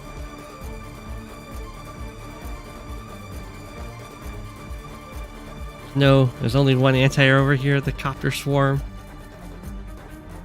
Missile is back in place though, it's gonna help a lot. We have the sneaky infantry. Rockets fire. Now goes that medium tank. That tank gets shot. The rockets are starting to just kill off everything that's left over here. Infantry haven't started capturing anything. I don't know why the city hasn't captured. But it does look like the front over here, the old home of YertleTheTertle, is about to collapse. Oh no, the missile that's been doing so much. It's been discovered by the infantry and then hit by the anti-air. Okay, there's lots of transports coming down here with a bunch of infantry. The base starts getting captured here. This is very scary. Coolcalm has resigned. All up to CatWithYarn with 7 units against 51. And CatWithYarn resigns. GG. Yeah, the Rockets ended up being able to push forward. It was looking like you guys were gonna win. Just the number of units was too much. But unfortunately, YertleTheTertle had to go, I guess. Well played.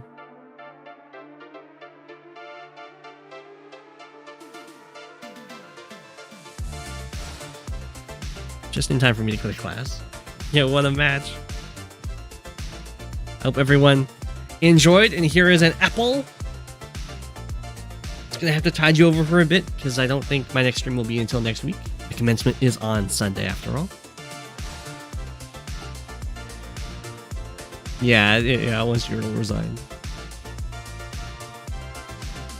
Hope everyone enjoyed. Thank you for watching. It's Go7, king of the penguins. Of all the penguins, he is king. It's Go7, king of the penguins. Being king of the penguins, that's his